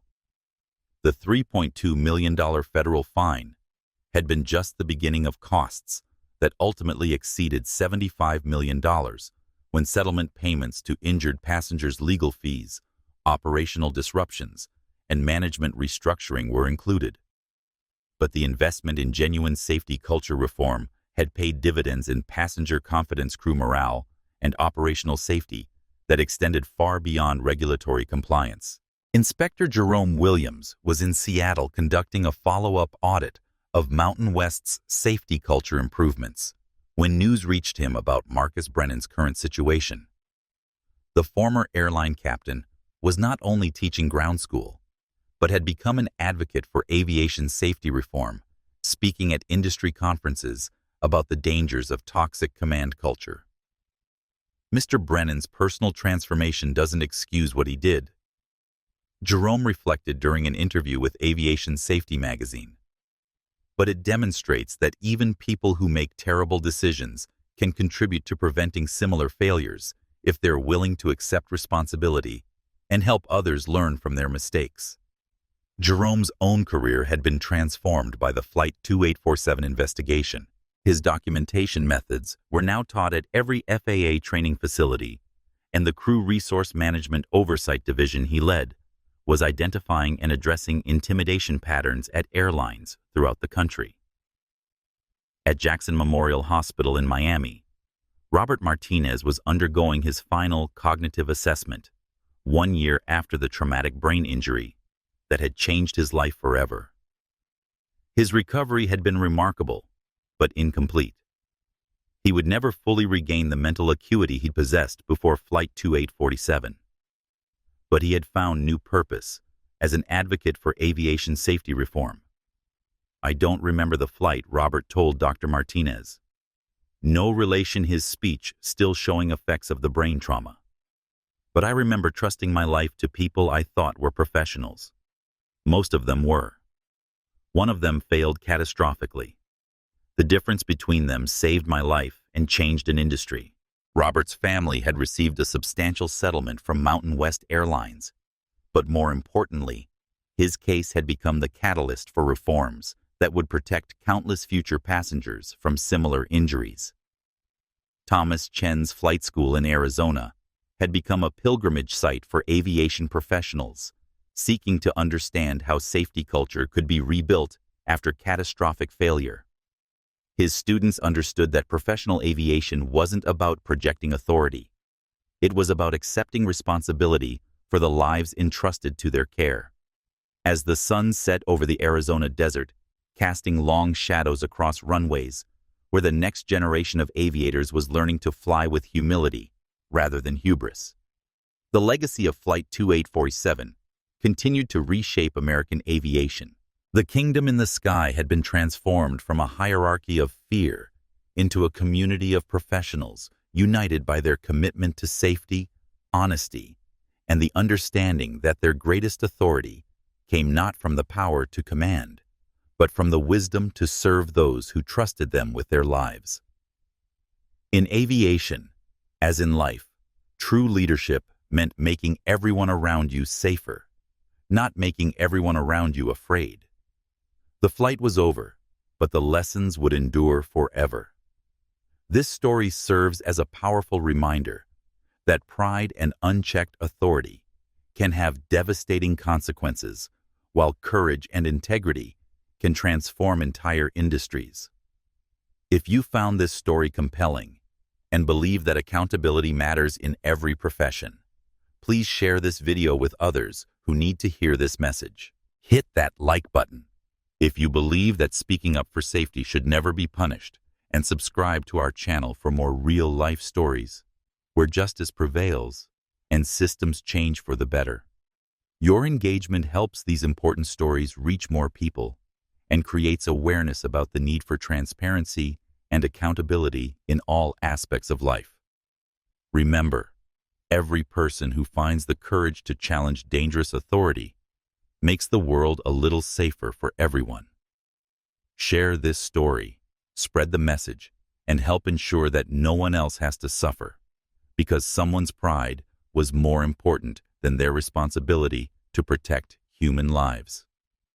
Thank you for listening, and don't forget to subscribe for more stories that matter.